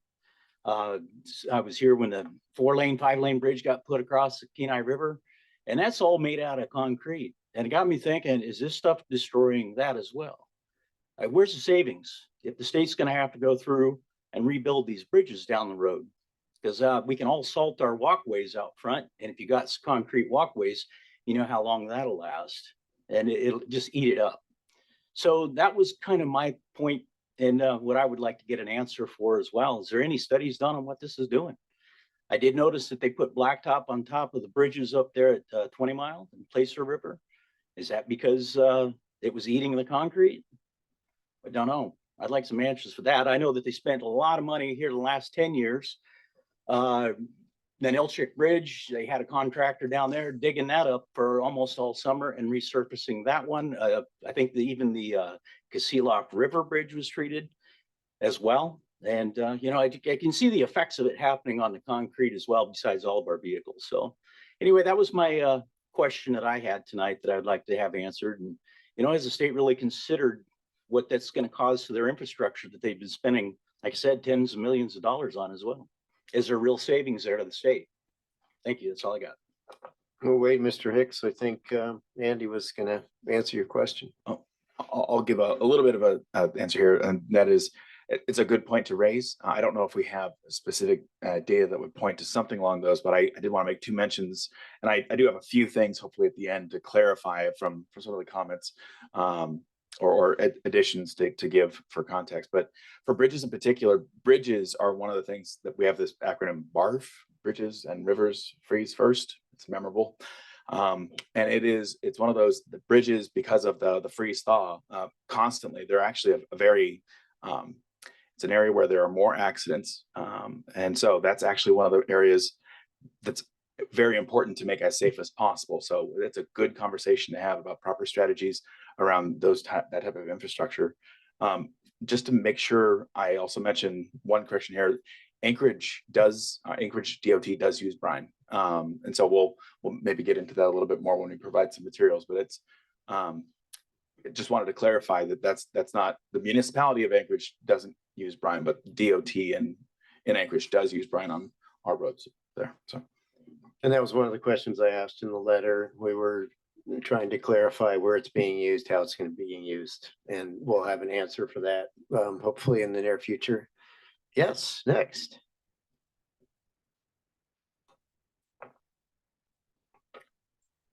My name is William Hugenboom. As to not say anything that hasn't already been said, I believe the use of brine on the peninsula has been ongoing for the past 6 years. 2014 is what I have. And the gentleman has been collecting the signatures.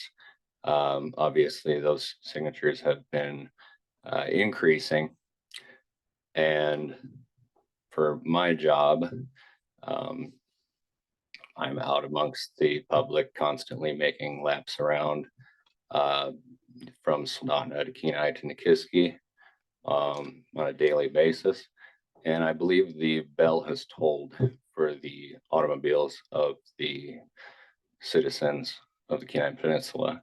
I'm seeing far more vehicles broke down on the side of the road than I ever have previously in my professional driving career. And I have seen at least 3 instances of citizens driving their vehicles with no braking system, simply getting by because they do not have the funds to repair their vehicles. And another anecdote that I would like to add on top of that, which I have not done extensive research on, but with the electrification of our vehicles in modern times, we're seeing more Teslas on the road, more hybrid systems.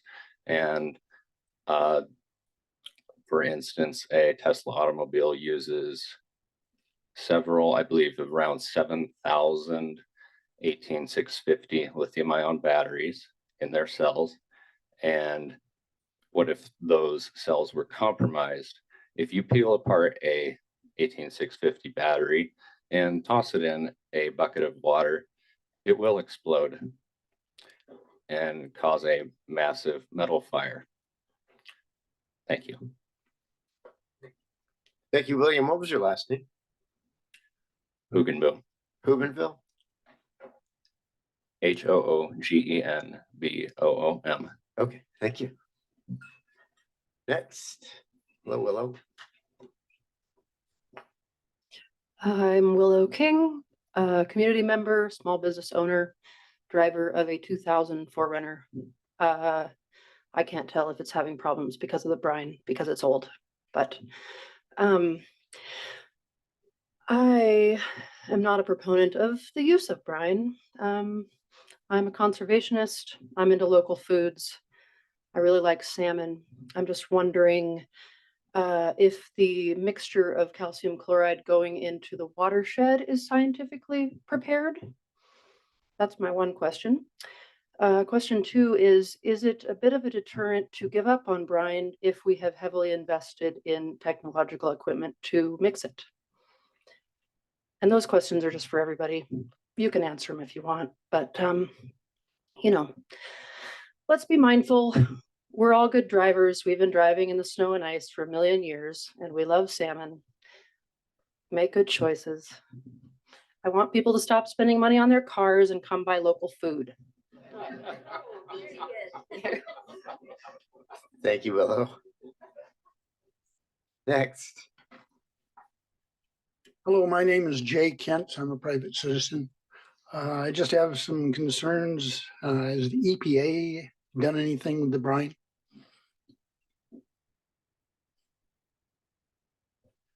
So I'm not aware of anything from the EPA that we've come across yet, but I certainly have, when talking to the maintenance chiefs, have had them talk about the MS4 measuring in areas where there are municipal planning organizations. So there's baseline data in some jurisdictions where brine is used. And so that's one thing we'll be looking at. Okay. I came up in '69 with my parents, learned how to drive in Anchorage, and my driver instructor told me to go out and find a parking lot and just have at it. I don't know what they used on the pavement at that time. I assume it was just sand, dirt, whatever they had. But is this actually costing, or is it costing the community too much to have the brine?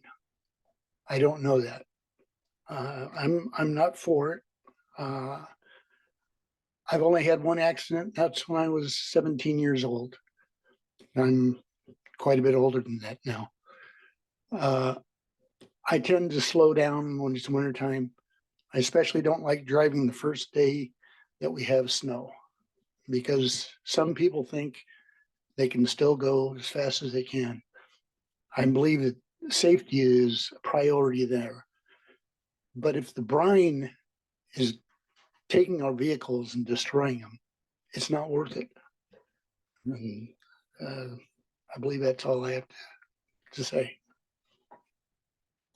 Thank you, Mr. Kent. Next.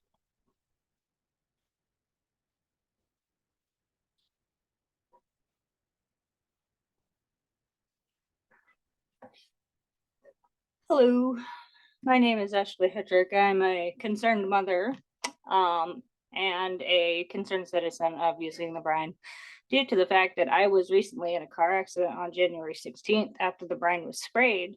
I lost my brakes and I almost hit a light pole.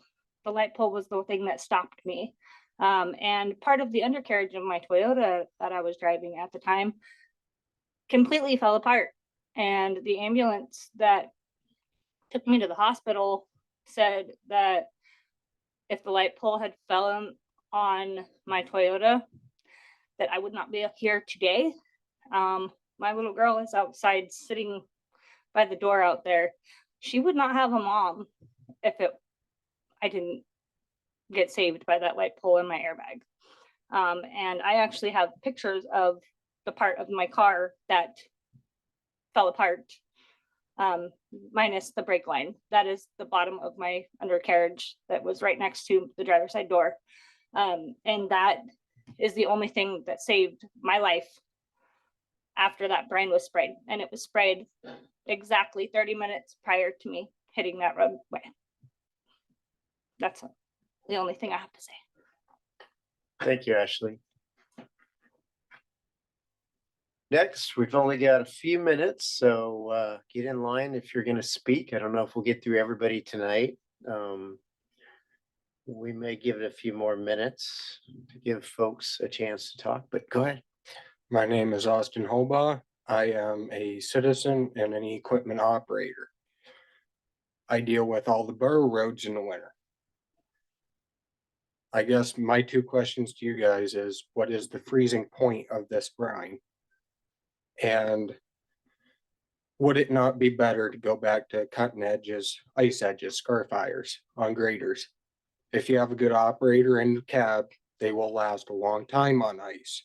You have an operator that's driving them into the grounds, you're going to burn through them. You have a good operator, they're going to last a long time, and they're only $300 a set. And then I guess my point to that is, in order to get good operators, you have to pay a good operating wage.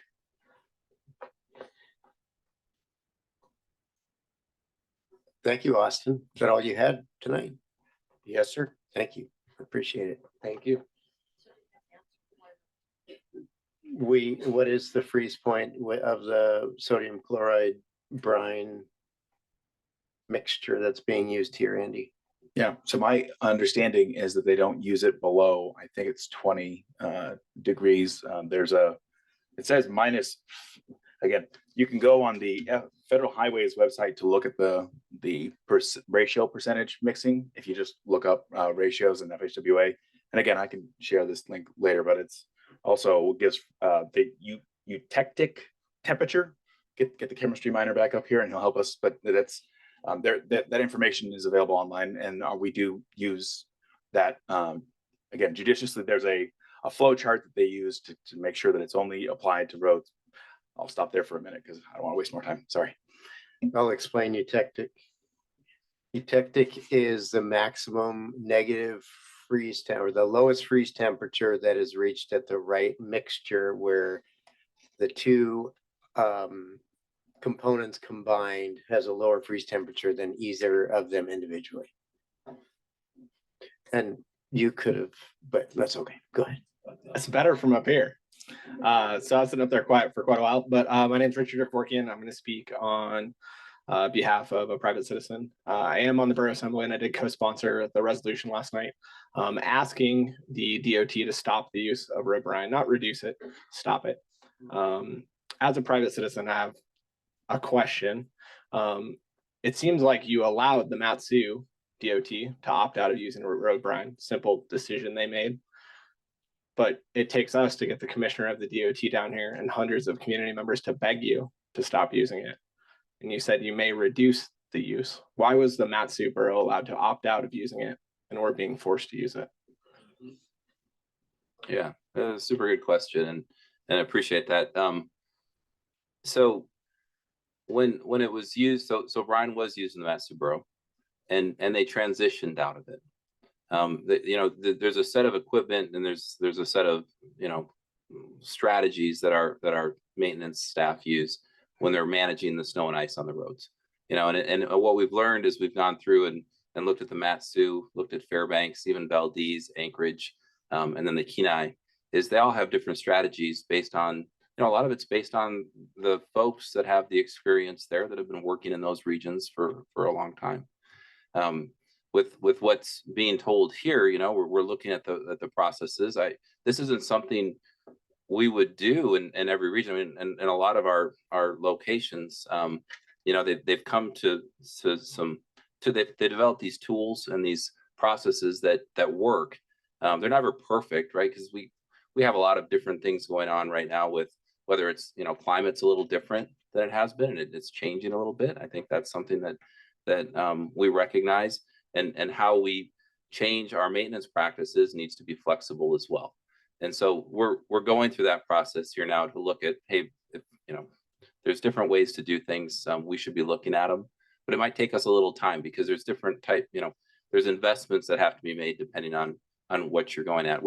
At DOT, we have a limited resource and budget, and what they're using right now in the Kenai matches the budget that they have. And so that's another piece that we have to look at is, okay, what can we do right now that's going to maintain an acceptable level of service for everyone, but also, fits with our budget. And if there's more to do, I think one thing we're saying is we can go and look at our budgets again, but that gets into the legislature and those types of things that go back and improve our budgets. So all those aspects really go into this. So it's tough. I think what we're saying right now is it would be tough to get to that point where we would just turn it off right now. But we also want to make sure this is a measured approach where the level of service, depending on, what the public expects on the road. What we've heard tonight is a lot of people have said that that maybe they're okay with driving on icy roads or a different level of service on the roads as a balance piece. And we're going to look at that for sure. Thanks. And then I haven't heard Michelle yell at me yet, so I don't think I'm out of time. Real briefly, we mentioned all the fancy equipment to make this brine specifically 23.3% as you're mixing in a specific volume of water in a truck. Then we take it out on a road and spray it on ice or snow, turn that ice and snow into more water. As we know, most of our roads are covered in ruts and don't actually drain. So what happens once you spray it on the road, it melts ice, snow, it dilutes, and then it changes the freeze point to a much higher temperature. You also can't always predict the temperature, right? So I have seen what a lot of these people see. I drive to Seward almost every weekend in the winter to go snow machine, the Cheatham National Forest, and they don't use the salt or the road brine from the Seward Y towards Seward. They grade the road, they sand the road, they plow the road. The road's always rougher, but it's never as slick as the road from Cooper Landing, the Y to Soldotna is, because that road brine is freezing and causing black ice. The road is always wet or it's frozen. So if it's wet, they recently sprayed a 23.3% brine and it melted the snow, and then it dilutes and then it freezes. It's a cycle, and you can put science to that. You can calculate how much water you're diluting that by and what temperature it's going to freeze at. And I don't think we do a very good job of that today.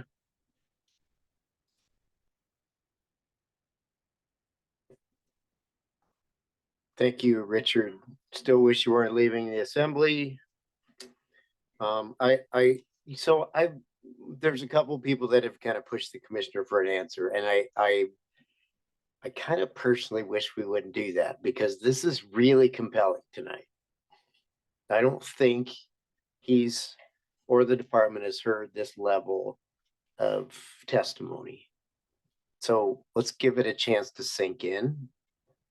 And I'm wondering how many of you, if there's a budget impact and our legislators go for a budget and we work together for a budget that provides a replacement, how many of you are equally willing to pay attention at budget time and call into the legislature and let them know how important this is to you? How many in this room are willing to do that? You're not raising your arm.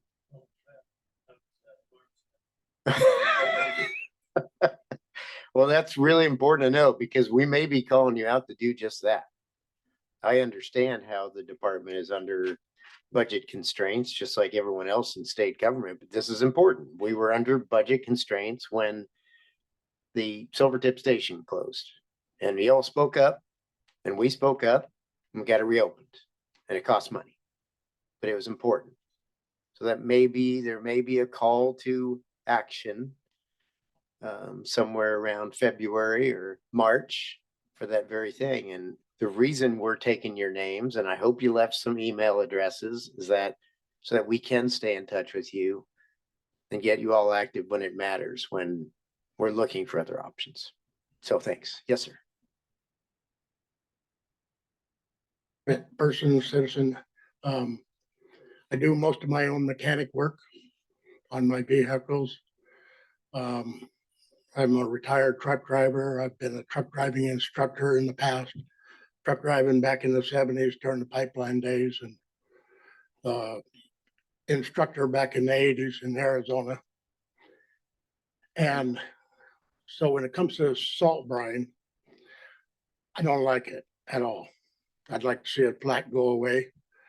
Back when I was a kid, just like this other gentleman that was talking about getting in the parking lot and going nuts. Well, that's what you do. As soon as it snows, you learn how to drive on the snow. Well, what better way than learn how to do donuts and learn how to correct for going into slides and what have you. Just like as a truck driving instructor, if you want the back of the trailer to go to the left, turn the wheel to the right. I mean, there's certain things about driving that if people get out there and play on the snow, it helps. Back in the day, like in Fairbanks, man, that was a blast up there when the ice fog season set in because it became a demolition derby. Well, Fairbanks learned to have long yellow lights. And so it gives people a chance because there was times where even if you tried to get in the middle of, get on out of the rut, the main grease strip, and you tried to stop, you still slid right through a red light. And everybody else is sitting there with their wheels spinning, trying to get going. And and so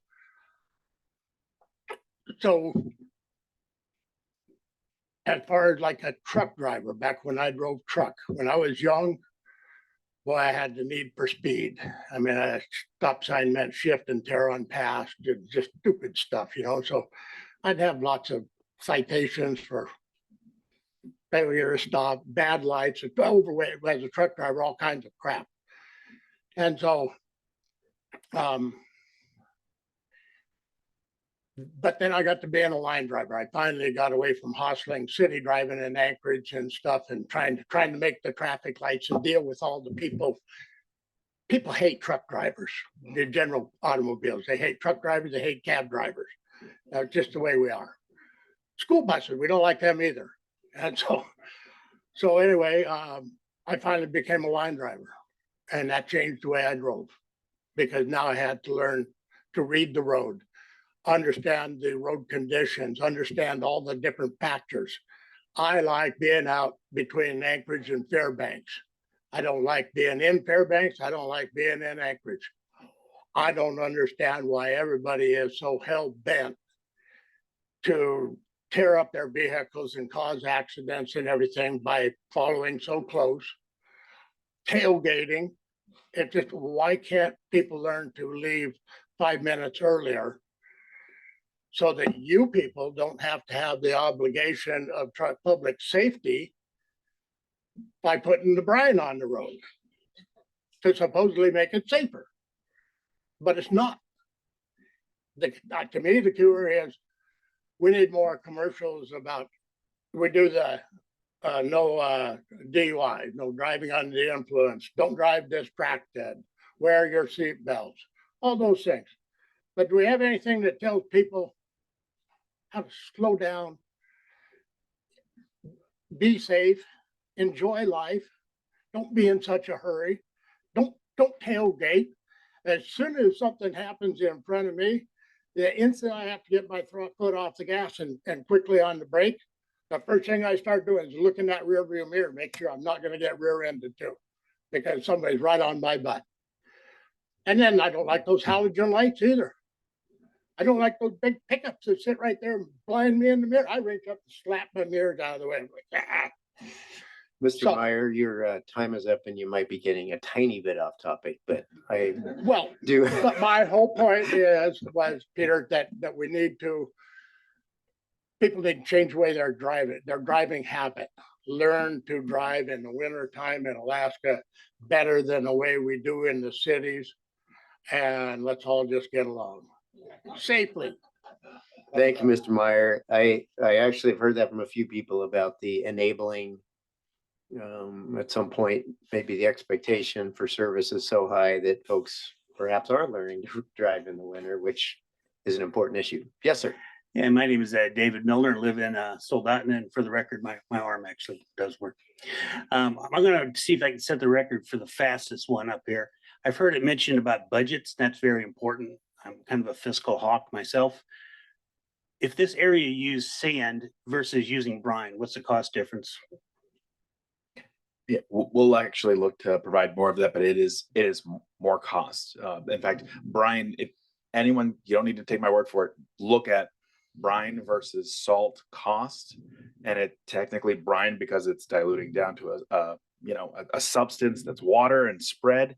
It's like a fourth of the amount of actual product versus putting the salt down itself. So it's actually, but sand is going to have some and then continuing effect. It's not going to melt away.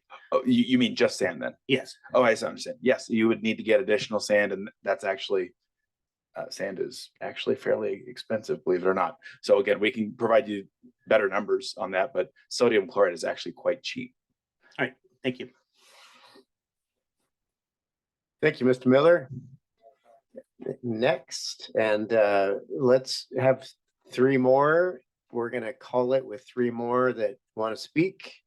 Love to hear from you. We'd love to hear from everyone. I do want to get these guys on their flight, but if we can have the gentleman behind and 2 others, we'll give the DOT and PF a chance to respond at the end.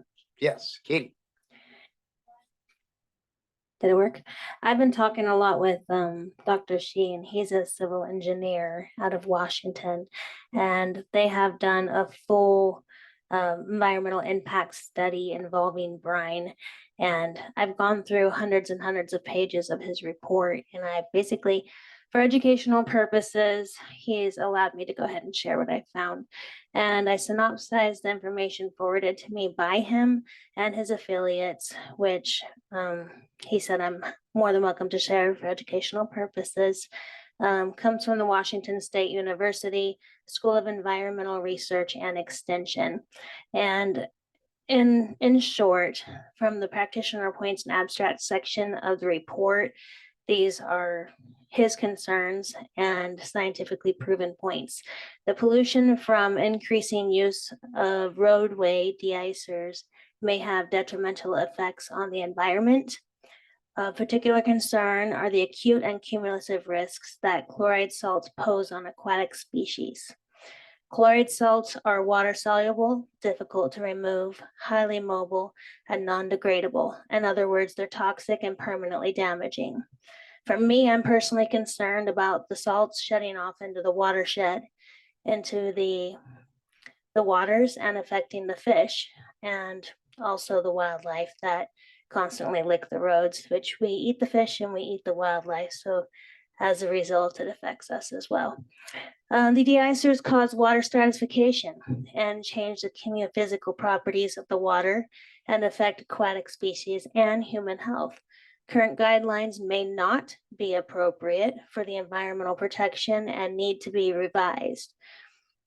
The zooplankton, in part of the study, there was one focused on zooplankton, which is the fish's food. And what they discovered was 35% decrease in the abundance of zooplankton, causing a slower growth rate and diminished survival. From a study in 2017 on newly hatched rainbow trout, it provided to be sublethal. In his report, he quoted sublethal, but environmentally relevant chloride concentrations caused mass changes that were enough to suspect further harmful effects. They also did a study regarding amphibians, and most amphibians have highly permeable skin and water larval stages. Amphibians are more sensitive to chloride than macroinvertebrates. Younger wood frog tadpoles are more vulnerable to chloride toxicity. The toxicity studies also reported sublethal efforts on deicers, clearly showing the exposure to deicers can change the physiology and behavior of amphibians, which has significant demographic consequences. It was shown that some frogs can be locally extinct. So if that's what's going on our roads, and that's how it's affecting those specific species, and we're not even doing environmental studies before we're just throwing all this out, rusting out everyone's vehicles. I mean, I ran a daycare center for 16 years, and the only time kids got school clothes was when PFDs happened. So how many people can't afford what's happening to our vehicles?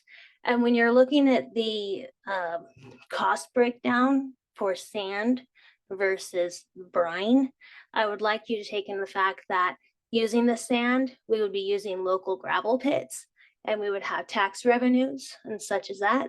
When it comes to comparing apples to apples, I'd like you to add in the revenue that we would gain from using our local businesses. Thank you. Can you state your name for the record, please? I'm Catherine Way. Appreciate it. Yes, sir. And two more. My name is Greg Olcott, private citizen and local business owner. 25-year resident in Alaska. Grew up on the East Coast. I've driven on snow, ice. I've driven on sand, salt, combinations of sand and salt. My dad runs a fairly large gravel pit on the East Coast. He sells a lot of road sand to local townships back there. Beneficent. If you could please answer the benefits of salt brine versus road sand and a cost comparison between the two. As of, from what I understand, 2014 is when you started using salt brine up here. What was used before then? Was it road sand and salt, or a combination of? And where is that equipment that was used to dispense that sand at that time? And were other municipalities around before 2014, were they experimenting with salt brine, or was that when it was started in the state of Alaska? Sure, I could take that one. Thank you. Yeah, in the past, it's been a mixture. I mean, a lot of times there's sand, but then there's a mixture of sand and salt depending on the conditions. That's what historically I think in the past was used quite a bit. And then once they started working with these new treatments with the mixtures, the liquid deicers, I guess I'd call it, the brine. You know, my experience was with it was up in Fairbanks, where we started having these ice rain events.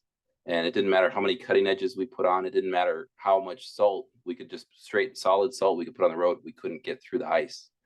And we had some years where we drove on ice on our expressways for the whole winter. That's when we started converting over to the brines, and we did the pre-treatments, and we were able to control that ice. So there is definitely a management strategy to it, and I've seen it work. But in limited uses, in a place like Fairbanks, they don't use as much, right? It's a different climate. You can't, and so it's a real. They actually built a system to understand how to manage that. So it has been, but that's, I think, to answer your question, it was in that, I think it was around 2012 when the state started working on these just to solve some of these challenges we had with the climate at the time. And the reason for switching over from salt and sand to the brine, was it a cost thing? Was it with? Yeah, I think a lot of it started out as just a new way to manage ice on the roads, because we couldn't with our conventional. So it was another tool in the toolbox per se. The cost is cost effective in terms of the sodium chloride. And when you get into some of the other chemicals like the acetates, they're much more expensive. And that's why you haven't seen us use those as much. Although I will say we use those types of chemicals on the airports because they're less corrosive. And when we're dealing with aircraft, we have requirements on that part as well. So but it's expensive. It's very expensive. There's no doubt. So that's. Has there been any research on cost comparison between road salt sand mixtures versus brine? Is brine less expensive and that's why we're using it versus road sand? And the answer is yes, because again, you're using a fourth of the amount of the salt itself. And also one part of the equation is the operator. When you have a brine truck, it goes through, whereas you need kind of 1.5, or you need more operators to go take more loads. So it's an operational efficiency piece as well from an operator standpoint. Again, this doesn't negate the conversation we're having. It's just to explain what the decision-making was like given budgetary constraints. Okay, because I'm fairly certain the state owns gravel pits, right? And the state owns graders and loaders and all types of other equipment. So why can't they smash some rocks together and save some money with a crusher and spread that on the road versus putting this brine on the road, of which we've heard everybody in here talk about the damage it's doing to the vehicles. So maybe go back to something we used to use that was effective before 2014 versus rotting our vehicles out from underneath us. So thank you for being here and thank you for your time. Thank you, Greg. Are there two others that'd like to speak?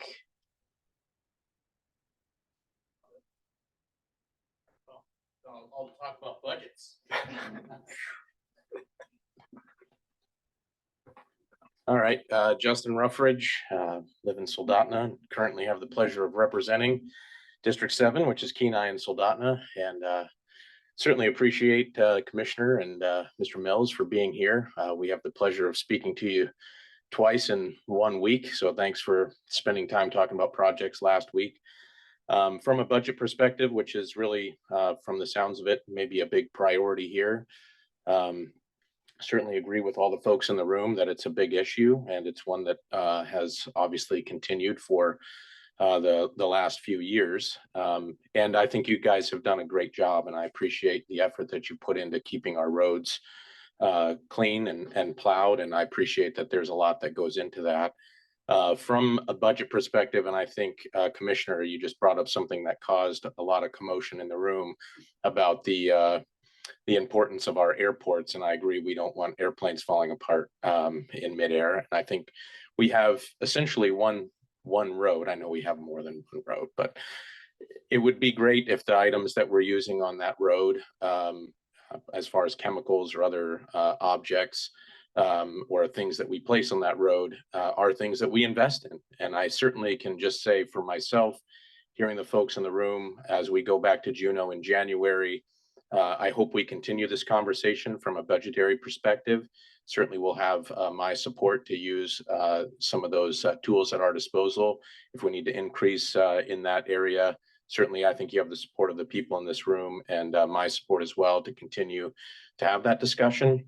I hope we can make some changes in a quick fashion. Obviously, it sounds like there are significant issues with our safety on the roads and with the cost to our vehicles. And I think I don't know if Miss Irwin is still here or not, but I had the pleasure of seeing her teach in second grade last week. And she is a good teacher, and all of the things that she was bringing forward are very true. There are people that do struggle to keep their vehicles maintained and want to do, you know, as best as they can and being safe on the roads. And so for me, when we go back, I think it's going to be really important to make sure we have those budget conversations, and be happy to work with you both on that going forward. So thanks for your time, and thanks for being here. Thank you, Justin. Representative Ruffridge. Anyone else? I think you've been there I just wanted already. to, I know we talked about Alex Dobbit. All right, 1 minute. Budgetary, real quick. If we could get a comparison between, I know we talked about extreme costs of re-equipping all of our vehicles, new sanders and everything to go to sand. And we've talked about it being really cheap for salt brine. Where the non-corrosive liquid brine might fall in there. If we take into effect of not having to re-equip all of our vehicles and all of our equipment, if the cost of the material itself is maybe a little more, but it's taking an effect of not having to do all new equipment, I'd be curious to where budgetary wise that could be in a comparison for the same materials that we use on the airports. If it does work that well, if it costs more for the raw material, but we don't have to get all new equipment, it might offset the costs. So I'm just curious about that. Yeah, and I'll mention on the acetate in particular, that one of the constraints on that is that it's often shipped, and when we are looking for it, it's in liquid form already. So you're shipping a lot of water with some of the product, whereas the brine is made on site. However, there are some new products, and we're also looking at some options to see if perhaps that brings the price point down. By unit though, it's still, even if you were to mix it on site, much more expensive, but we do want to bring that information so people can make an informed decision, certainly. Yeah. Thank you, Andy. Representative Carpenter. Thank you all for being here tonight, and I wasn't planning on speaking. I've made my position known to you, even though I assume and I know that you, Commissioner, received my letter. In that letter, I asked for options and what the costs would be. And I think the people here are going to expect us during this next legislative cycle to analyze that and figure out what it's going to cost to get rid of brine, not just reduce it. What I heard tonight, reading between the lines, is that it's a people issue because there might not be enough operators to operate the vehicles. And I think that it might be a vehicle issue because you can't put sand in a tank. I have my doubts, so to speak. I don't want to jeopardize future conversations, but you can't apply brine below 20 degrees. So that means you have to do something else. That means you do have the vehicles to treat the roads when you can't use brine. So that means you do have the people to do it as well. So I don't understand why, with the perspective of the people here taken into consideration, why there's even a question why we can't just stop using brine and use the trucks that we have to put sand on the road and the people that we have to put sand on the road. If what I heard earlier was that, well, if we don't use the brine trucks, then we have to use some other vehicle. Well, we have those vehicles. Maybe they need to be moved around the state a little bit until we get some new ones brought in because we're undermanned or under-vehicled for the Kenai Peninsula. But we already have, and another way to look at this is that using the brine has actually increased the cost through having to have additional vehicles because you can't use the brine truck for something else for putting sand out. You've got a big tank that you have to maintain, and that is only used for brine. So we have to increase the size of the fleet in 2014 in order to do that, or at least buy a different vehicle. I don't know what the cost difference is between a sand truck and a brine truck. I don't even know what the reasoning was or the studies that were done in 2014 to use this, and all that's water under the bridge as far as I'm concerned. But the point is, the people here don't want a reduction, they want an elimination. And we've got the trucks and we got the people. I don't understand. And this is why I've asked the question in my letter.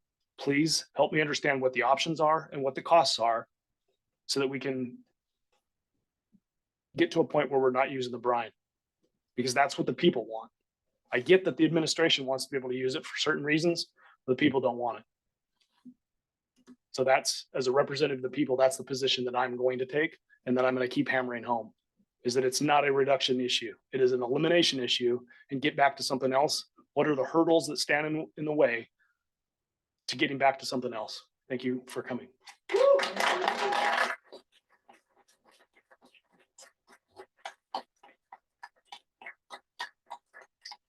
Okay, last up, got a nice applause, which we requested we don't do in public meetings, but thank you for that. Assembly members, do you have any comments?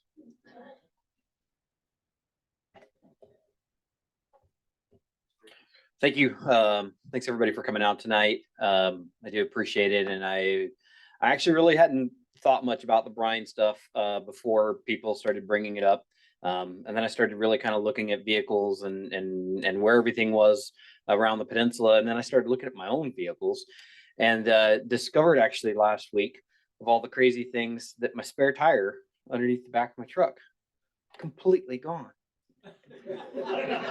Completely gone. The whole mount, the whole assembly. So I know there's a few auto shop folks around. I'm looking for an 8-lug Silverado tire. And so it is. And so my dad's got the same exact truck as me. And I've never driven, my entire driving life has been in freezing weather and everything. He has no rust on it. I've got an 06 Silverado. And I was really quite impressed with the level of rust that we have on the Kenai Peninsula. North Idaho doesn't have near as much in the vehicles. So I don't know. I am not a chemist. I'm metallurgy, not my suit, but I'm missing an 8-lug Silverado tire, and I'm sorry if it hit one of you guys. And so, but the whole mount. And the funny thing was, is the guys at the tire shop had no real reaction. I was really surprised. I'm like, I've never seen anything like this before. That happens. Around here it does. So anyhow, thank you. I appreciate the resolution. I appreciate you guys coming out, having some conversations with us, and really looking forward to the solution. Thank you, Assembly Member Elam. Mr. President. Thank you, Mr. Mayor. And thank you for everyone that came out and testified. I thought that your testimony was clear and convincing, and so I appreciate it. Thank you very much. Thank you, Mr. President. Assembly Member Cox. Thanks, and I will echo that as well. I appreciate everyone coming out. It's awfully moving when we have people who are making their living fixing vehicles coming in and talking about how they don't want to be fixing these vehicles and that's an unsafe way to be doing things.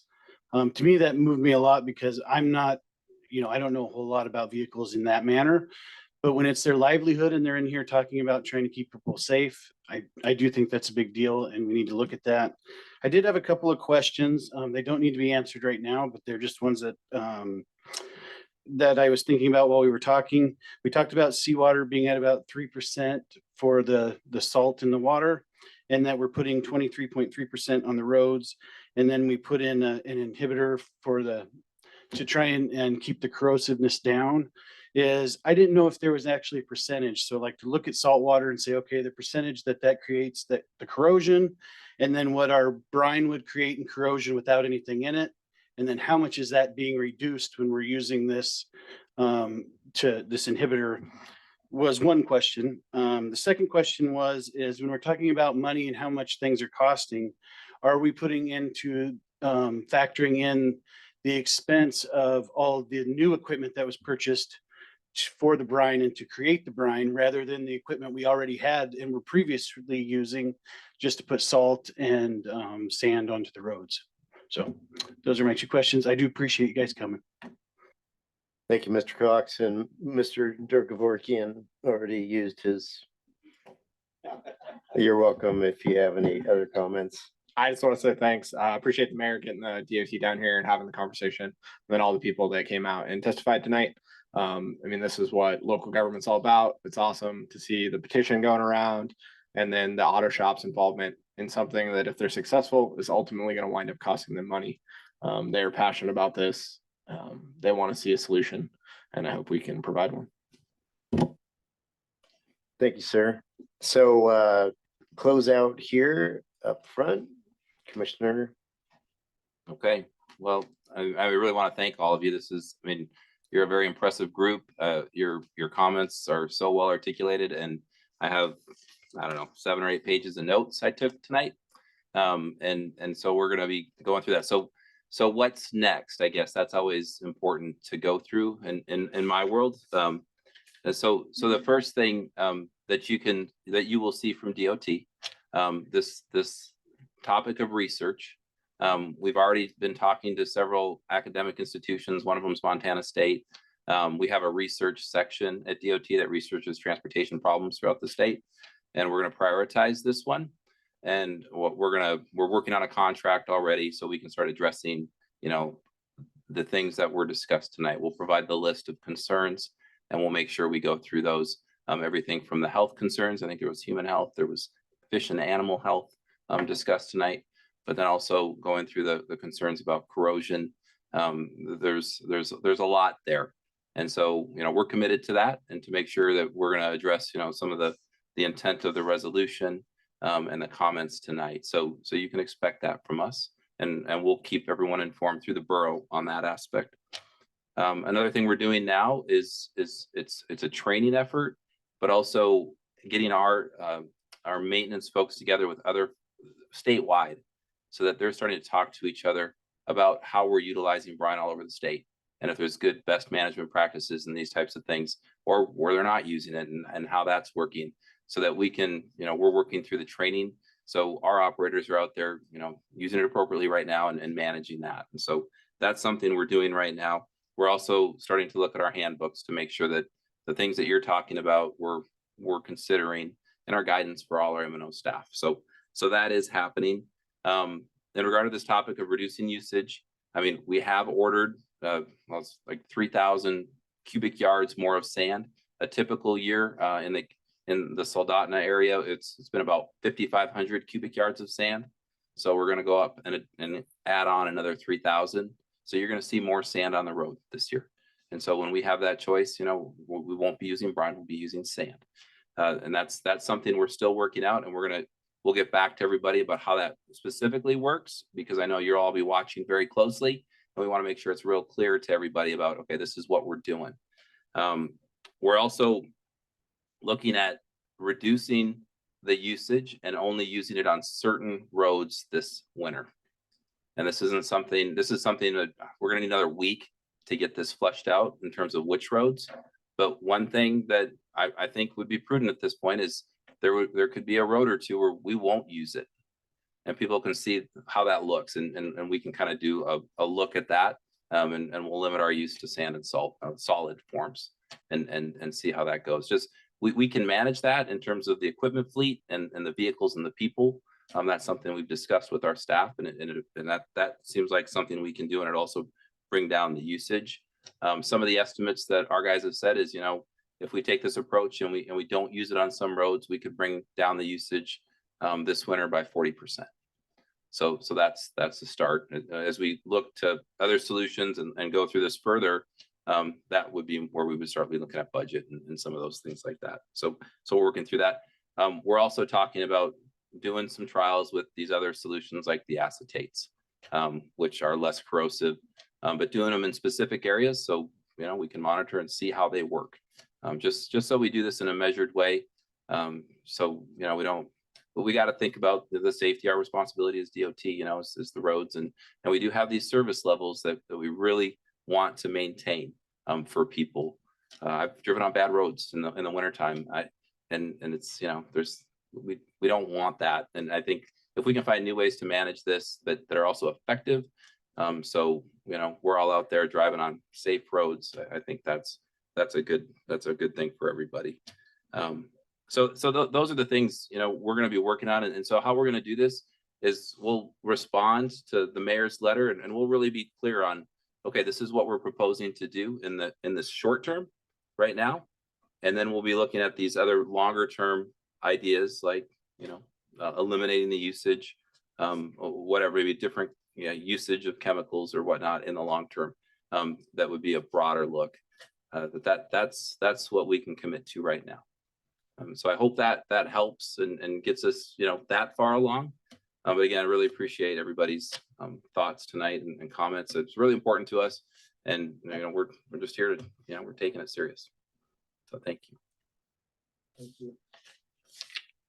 Andy, closing comments? Well, I did want to just a couple clarifying. So for intersections, it was pointed out that Brine has used at intersections and made it slicker was one inference. And I did want to say intersections are one area where even without Brine, you have tailpipes that are creating a slicker surface. So it's one area that's utilized. But again, you could look at other strategies for that. But that's one very serious area for us to make sure that the intersections are safe, because that's an area where you're stopping and those tailpipes create slick conditions. So I just want to make sure that even without Brine, that's a very dangerous situation, and it's an area we look to manage. I wanted to also say, from a sand perspective, we do want to try and detail this more, but sand does result in more dust. Sand can result in more storm, drain, clogging, and so more clearing. There are trade-offs, and I think everyone knows that. We just want to be clear about what that looks like on everything. I did a really quick, someone asserted that Oregon was not using, and I just wanted to listen to everyone, but I did a quick in between, and it looks very much on the internet, which don't believe everything you read on there, that magnesium chloride and some other products, de-icing chemicals, are used in Oregon. So I want to do some additional research on that, but it didn't look as clear cut as that was portrayed. So I want to find that one out. And for Katie, she did talk about environmental, and I did want to make sure that you'll know that we passed on what she provided to us, to Fish and Game and to DEC, who are state partners that certainly will have a hand in taking a look at some of those concerns raised. So, but overall, just looking forward to getting you more information. And for the operators, I know if you clear brine, if you no longer use brine in an area, you do need to come back with additional trucks or operators to do something else other than brine. So that's where the additional operators or equipment is needed. And equipment in general, we've seen 18 up to 24 months before equipment ordered can be arriving in Alaska. So unfortunately, it's not a turn on a dime. And I just want to be transparent about why that's not as quick as an option for us. So I'm going to finish there, and we'll provide much more information. So thank you. I don't think that was a timer for you, Andy. I think that was someone's phone that owes us donuts. So why don't I like applause at public meetings? Because everything each one of you has to say is equally important. Everything you said tonight is important and was compelling. It's not particularly a time-saving thing. It's because each of you have a reason why you're here tonight. One of you supports the use of brine, and from what I can tell, 37 do not. 5,000 people signed a petition, which is approximately the amount of people that voted in the last borough election. That's a big number. So it matters. These gentlemen would not be talking about reductions and our support for elimination of brine without Mike, your work, and without all of the rest of you keeping your finger on the pulse of this issue. So the big hand goes to all of you for being here tonight, giving us your evening on something that's really important to you. And if you read the resolution, it talks about some interesting things. I think the most interesting thing is the fact that the guys that are running shops making big coin off of this issue are some of the most outspoken in opposition to what they're seeing on corrosion rates on vehicles, trucks, and equipment. That's a pretty incredible observation. We also mention a lot of other things in the resolution. I think you should read it. We do support the elimination of Brine. We understand that that's us representing you. These gentlemen have a different job. But we will work together to keep the pressure on, working with our representatives. And we'll keep you informed as the letter is answered. And we get additional information for you. We will get it out as soon as possible, but none of this would be where it is today without all of you. So thank you so much for being here tonight. I'm going to get these gentlemen to the airport. And we appreciate you giving us this time this evening. It's very important and much appreciated. So thank you. Thank you.